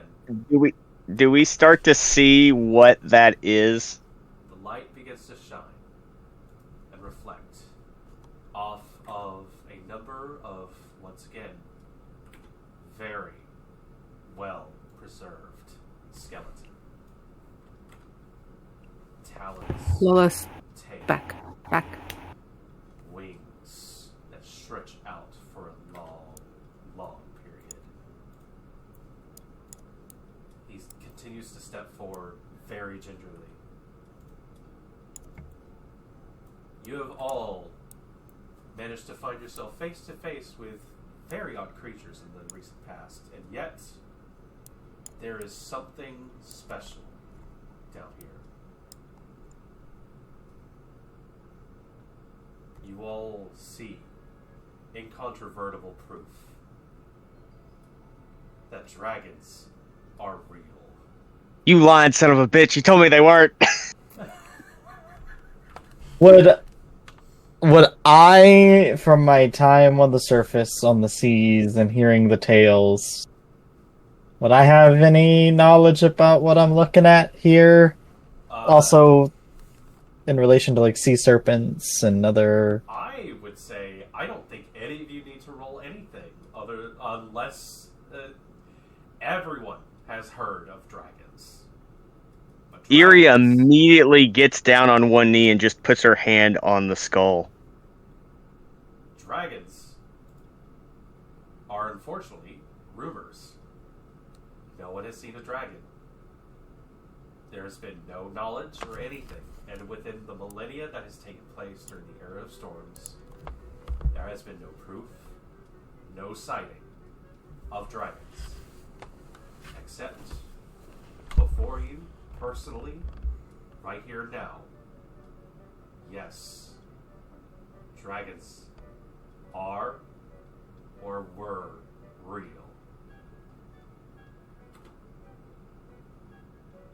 Jinyu steps his way forward very carefully, not stepping on any of the remains of this creature.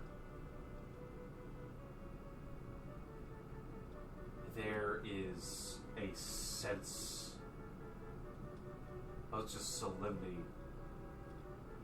It's just quiet in this place. He reaches forward and puts a hand gently on the skull.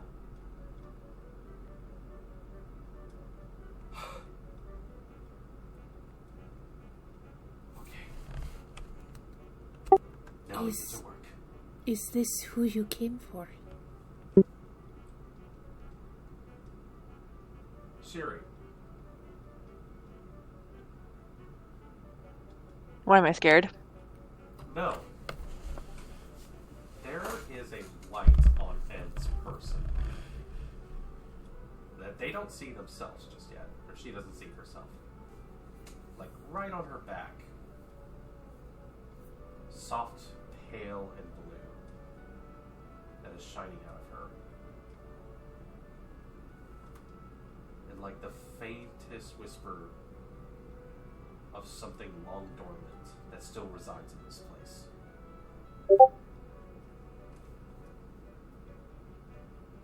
Arjinu turns and looks towards the rest of you.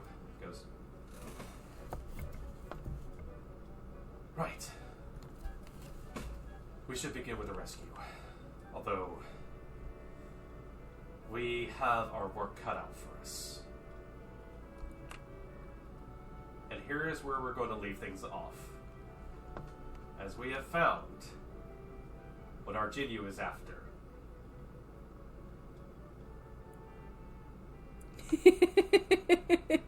Patrick. I want to do something before I forget, because it'll be a week before I do this. What immediate thing do you need to do? I pull out the sword and just hold it in front of it. Note that down, please. Okay. Why is everyone touching bones? Seriously. I'm sketching. Everyone's just putting I'm- them on I'm- those skeletons. I've moved up to a position and I'm just painting this thing now.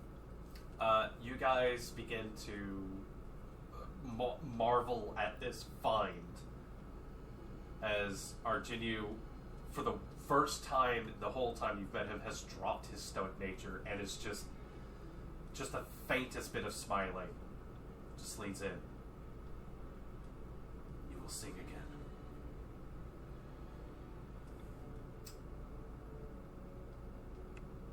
Next week we'll find out more about this stuff, and unfortunately there's going to be a few more steps before we can fully pull this plan off. So you guys thwarted my plans. Fuck you. Let me guess. What was that trap supposed to do? Oh, that was going to be a crazy scatter teleport spell sort of thing. Oh, you were going to separate the party in a labyrinth?